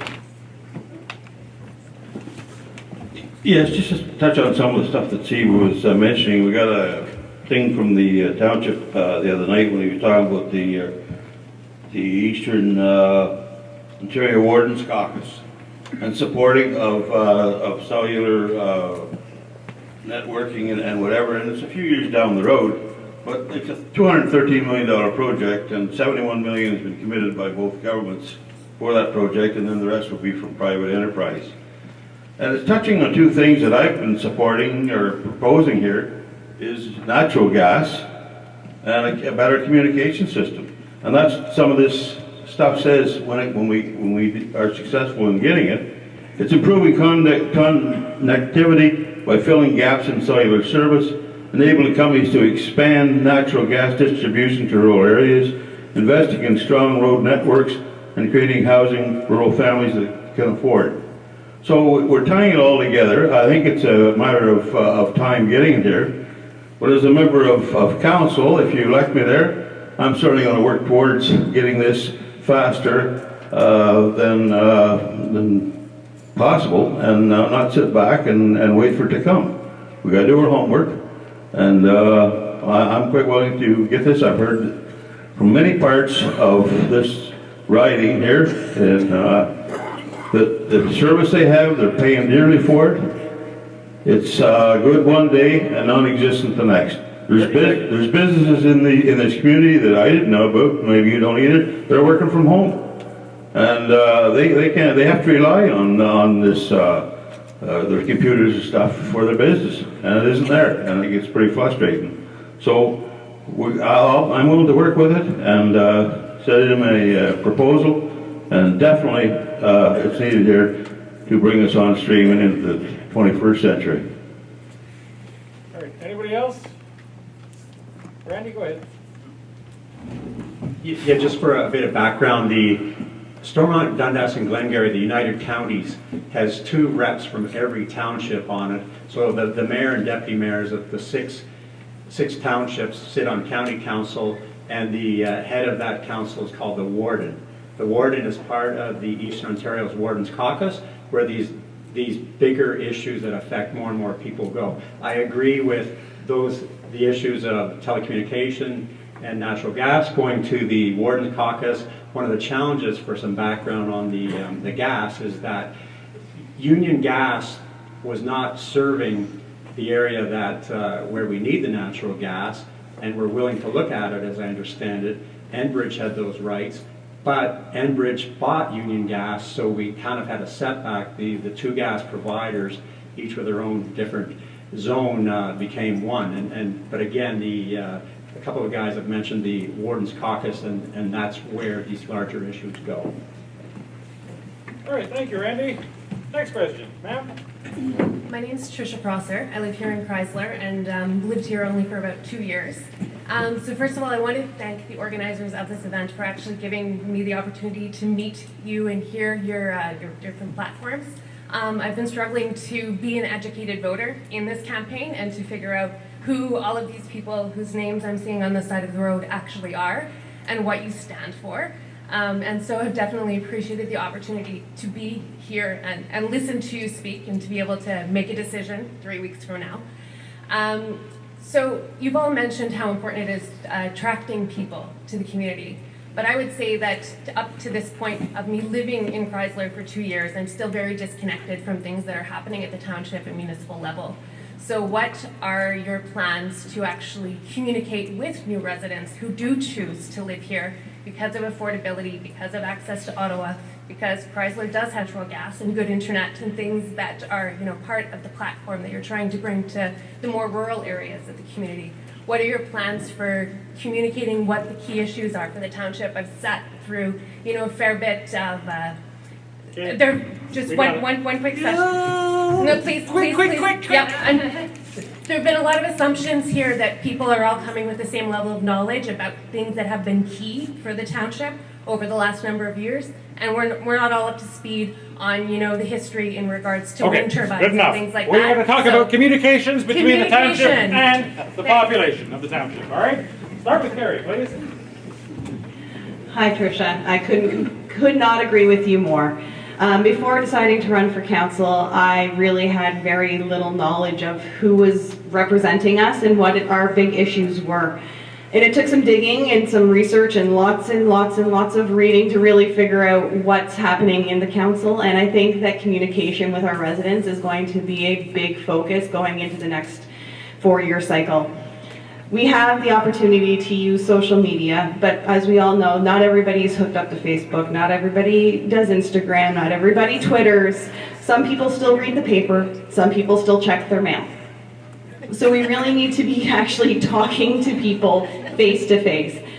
We need to stop relying heavily on only using social media and only using web-based services like our internet and our websites and things like that, which are great resources and can reach many, many people quickly, but if you're not actually looking for them, you're not finding them.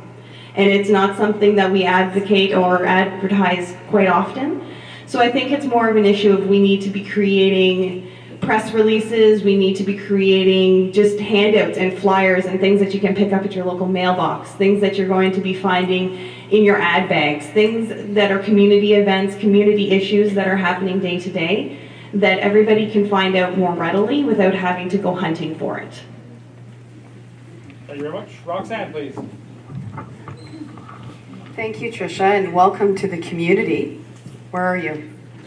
Oh, there you are. One of the things that I know that works really well is door knocking, door knocking, door knocking. So not only during political campaigns, but after an elected official is elected, I think they should continue to door knock and listen to the issues that are in the community. Also, community breakfasts, I think, work really, really well. Saturday morning breakfasts throughout the township to keep the community abreast of what council is doing and what's going on in our community. Attending events, and I know that municipal leaders speak often at community events, and if we can just briefly update everyone at Christmas parties, carnivals, etc., of what's going on in our municipality, I think that certainly works. Social media is a huge, huge area, and it's only going to get bigger.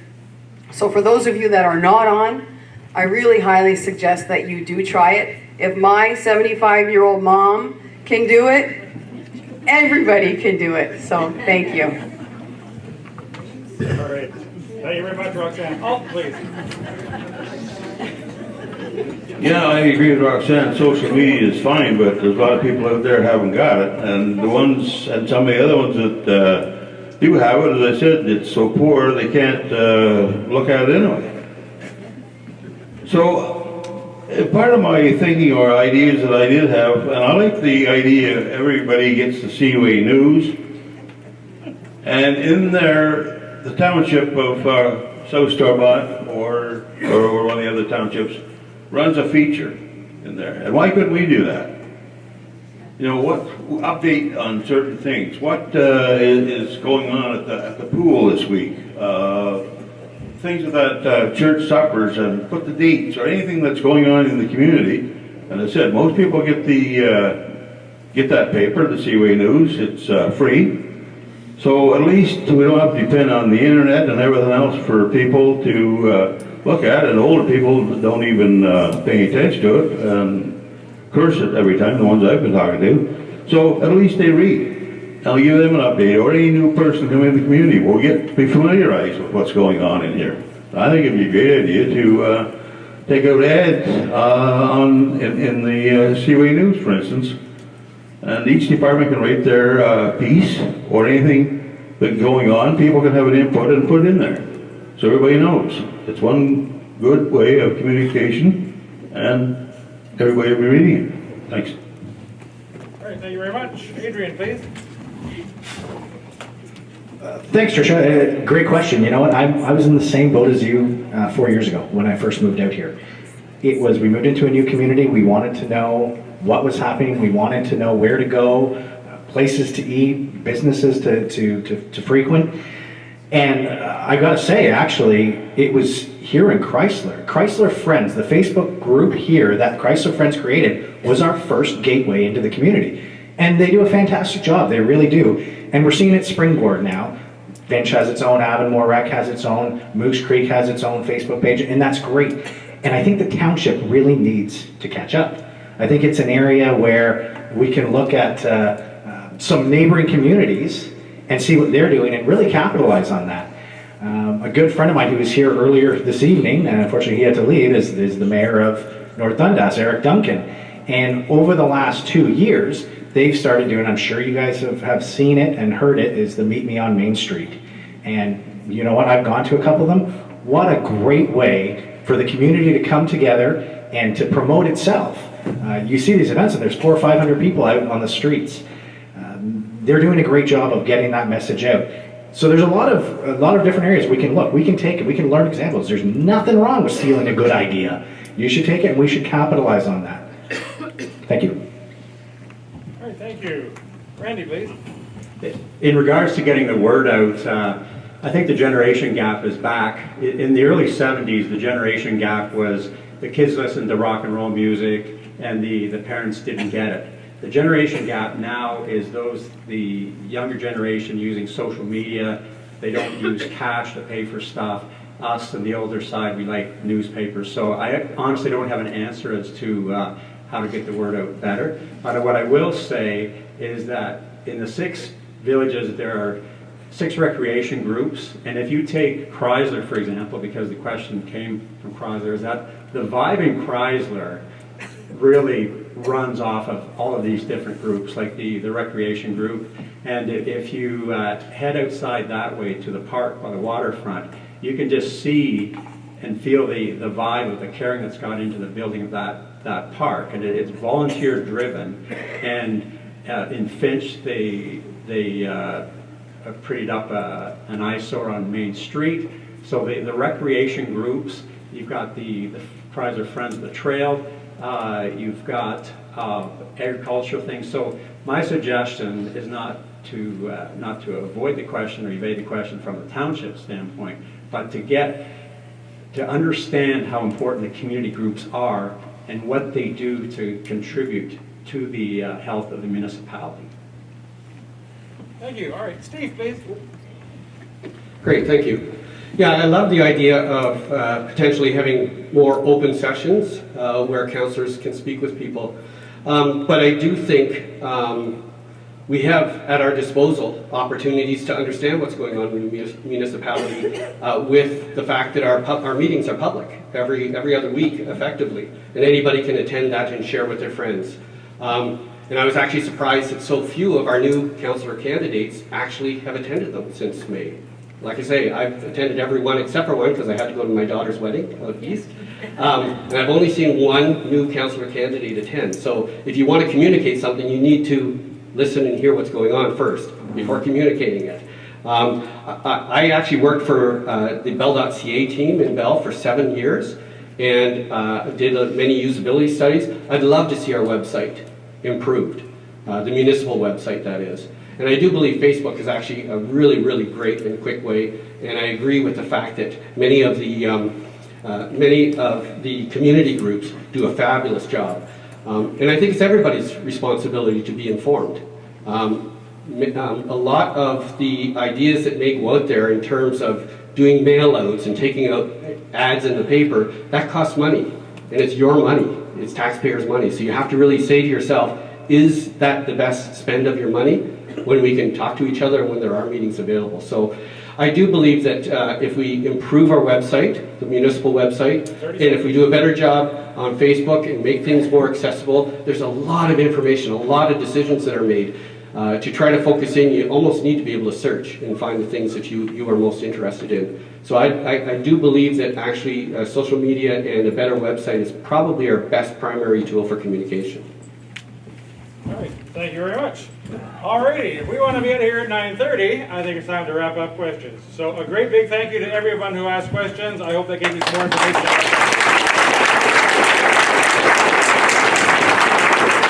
All right, now we're going to go into the final session, and that's the closing remarks from all our candidates. We'll do it in the reverse order that we did the intros in, so we'll start over here with John, please. I like this better than the other way. Thank you. Thank you again for organizing the event this evening. I think it's always wonderful to see the community come together. And I'm just going to rehash a couple of things I said before. My campaign slogan is, it's about the kids. And I really believe that. And our students deserve those programs. They deserve to be educated in the communities in which they live. And the resources need to be allocated toward those kids. My experience in educational leadership as principal of 3 schools gave me a good understanding of the role of a trustee. I understand what is expected of the role of trustee. I think I also have a good grasp of the issues and requirements of students in rural schools. And that's what we are in, a rural area. I worked on the SOS campaign last year to fight the school closures that were rolling out with the board. We were successful in some areas, we were not successful in other areas. But we learned a lot about the process. And the last thing I want to say is I'm an advocate for public education. I really am. And a strong passion for all those things that happen in school. And we can never lose sight of that with our kids and with our children. So I'm asking you for consideration and vote for the Upper Canada District School Board trustee. Remember, it's about the kids. Thank you very much.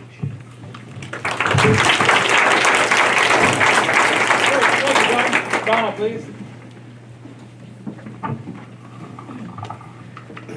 I am Donna Nielsen, and I am running for trustee for the English Separate Catholic District School Board of Eastern Ontario.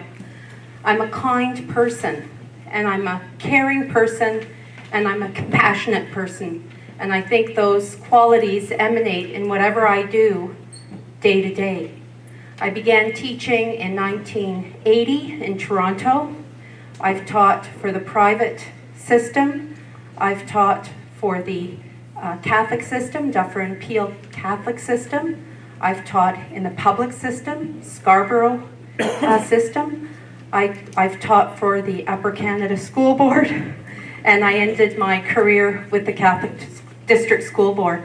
I also, believe it or not, taught French on the West Island of Montreal for a couple years. In all of the schools in which I served, I put my students and their families first, and I often went outside of the school itself, helping privately families who were in need. I know that I would be there for you, and I know that I am sincere, and I do hope that when you go to vote on October 22nd, you'll remember Donna Nielsen, and you'll remember that I'm kind, caring, and compassionate. So thank you. Alrighty, thank you very much. That takes care of our trustees for today. Roxanne, do you want to start? Sure, I was ready. Donc, bonsoir encore à tous et merci d'être venus ce soir. Nous sommes un grand nombre ce soir. C'est très excitant de voir les gens ici. I want to thank the organizers again, and certainly our moderator. You kept us on point and on time, so thank you for that. I've been in a lot of debates, and you certainly controlled this one very well, so thank you. So on October 22nd, I ask for your support. You know, we live in probably the most beautiful township in the province. I've had the opportunity to tour the province in the last 4 years in doing different jobs. And I gotta tell you, the agricultural picturesque of this, I always want to say riding, but of this township is incredible. My partner's from southwestern Ontario, and when he sees the agricultural equipment in the township, he's just in awe because they don't have that kind of equipment out in Orillia and in Simcoe County. So he's really opened my eyes again to how beautiful this area is and how much more beautiful it can be. So again, on October 22nd, I ask for your support. Le 22 octobre, je demande votre appui pour m'élire comme votre conseillère municipale ici à Stormont Nord. Merci, bonne soirée. Thank you, Roxanne. Alden, please.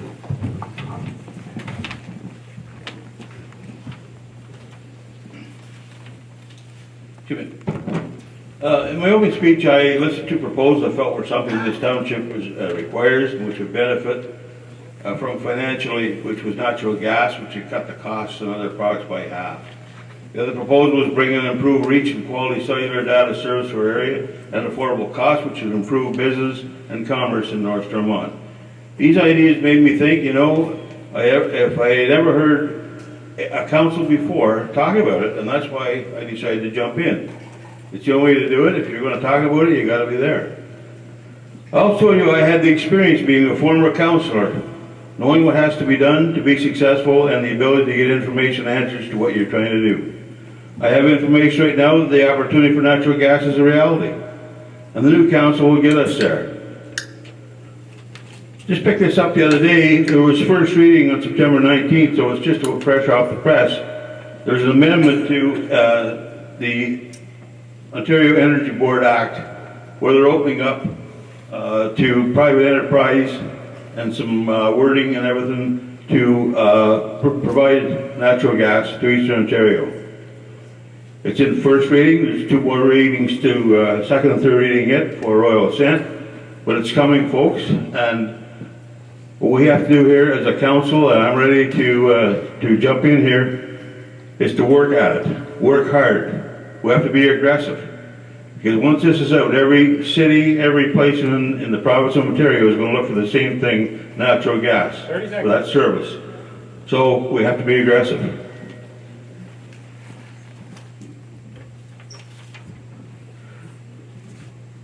So you can't say all you want in 2 minutes, that's for sure. In closing, I'm looking forward to being at the council table once again to work with other members and be a team player.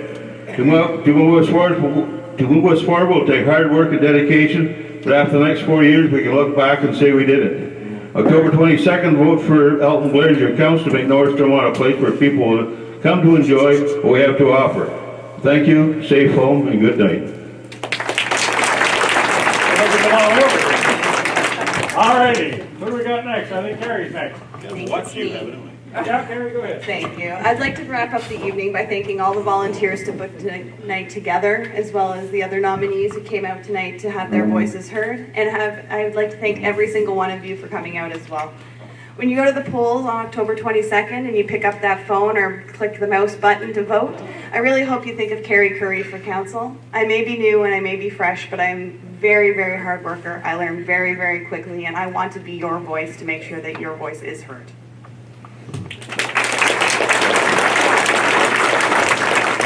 Please.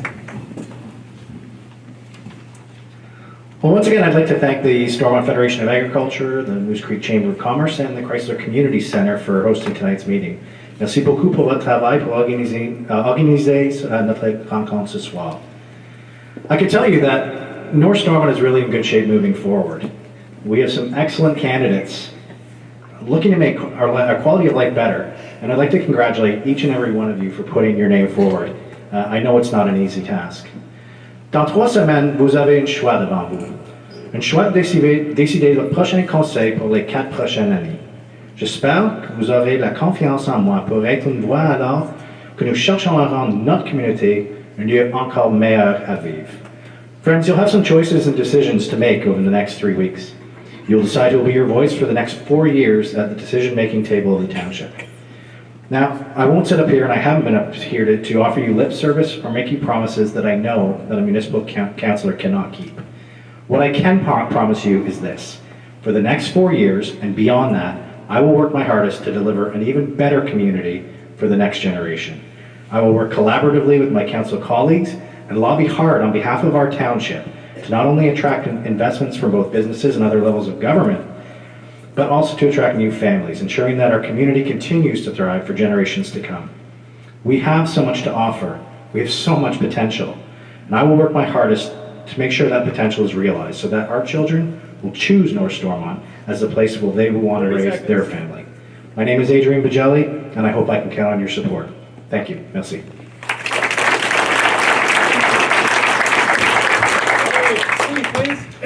Great. Steve Densham again. I look for your vote on October 22nd or before, because the polling stations open early, October 17th. So anybody that I know is going to vote for me, I'm going to call you if you haven't voted by the 17th or the 18th maybe. I hope what you've heard tonight is somebody who possesses skills to really contribute.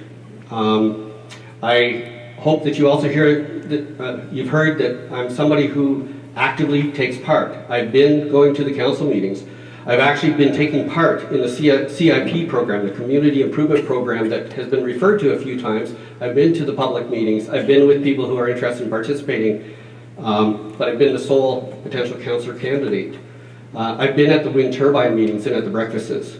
So I've been there. I hope I've proven that I truly want to be involved in helping this community solve some of the big issues and to grow ultimately.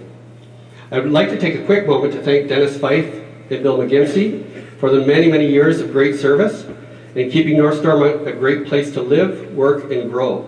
And if elected, I hope to do you proud as well as this municipality. We're moving into a quickly changing future, and we need to be ready for it. I want to look toward the future by investing wisely in the present. If you haven't received your voter card, contact the municipality right away, especially if you're going to vote for me. If you vote by telephone, please include the number 4 in your choice. That's going to be my number when you're voting, or next beside my name if you're voting by internet.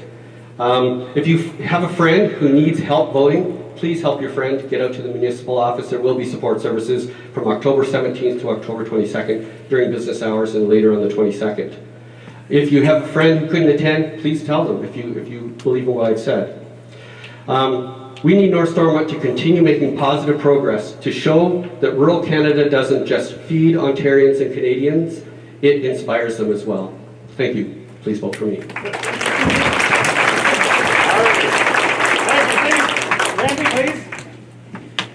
Okay, municipal government is the closest to, my glasses. The municipal life and municipal government is closest to our daily lives. Roads, water and sewers, building permits, garbage pickup, fire protection, sports facilities, arenas. These things are very close to daily lives, and so when something goes wrong, such as a Walkerton or the Prescott Arena is being closed or whatever, we need to ask, what did the council know and what did the council do? I think it's very, very important that you think of this tonight, that when you vote, pick 3 of us who will have the characteristics needed to make those decisions and to make sure that the information is coming. Because on a snowy winter night, it's going to be just the council, maybe some staff, and maybe Monsieur Jean Larocque from Chrysler there. And your councillors need to have characteristics to be able to make decisions. They need to be able to assess reports from clean water agencies or auditors or budgets or building codes. They need to be, here's my glasses. Your councillors need to have the courage to be decisive. If it's an emotional issue where you have friends, neighbors, clients or customers sitting across from you on the other side, 30 seconds. You need to have the courage as a councillor to make the decision that's best for the municipality. So I'm asking for your support on the upcoming election. I thank you very much for having granted me the experience for the last 4 years. Thank you.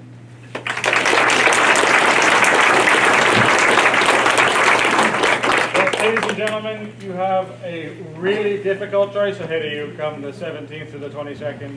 You have a field of some absolutely exquisite candidates to choose from.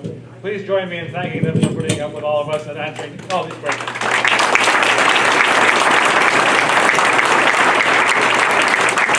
Now for some closing remarks, I'd like to call on Theo Elsop, who's the president of the Stormont Federation of Agriculture. Thank you very much. Thank you to all the citizens from North Stormont coming out tonight. And on behalf of the citizens, we'd like to wish the candidates a very successful election day. Thanks to Alan for being a moderator tonight, and thank you for Moose Creek Chamber of Commerce and Chrysler Community Center and Stormont Federation for sponsoring tonight. Thank you.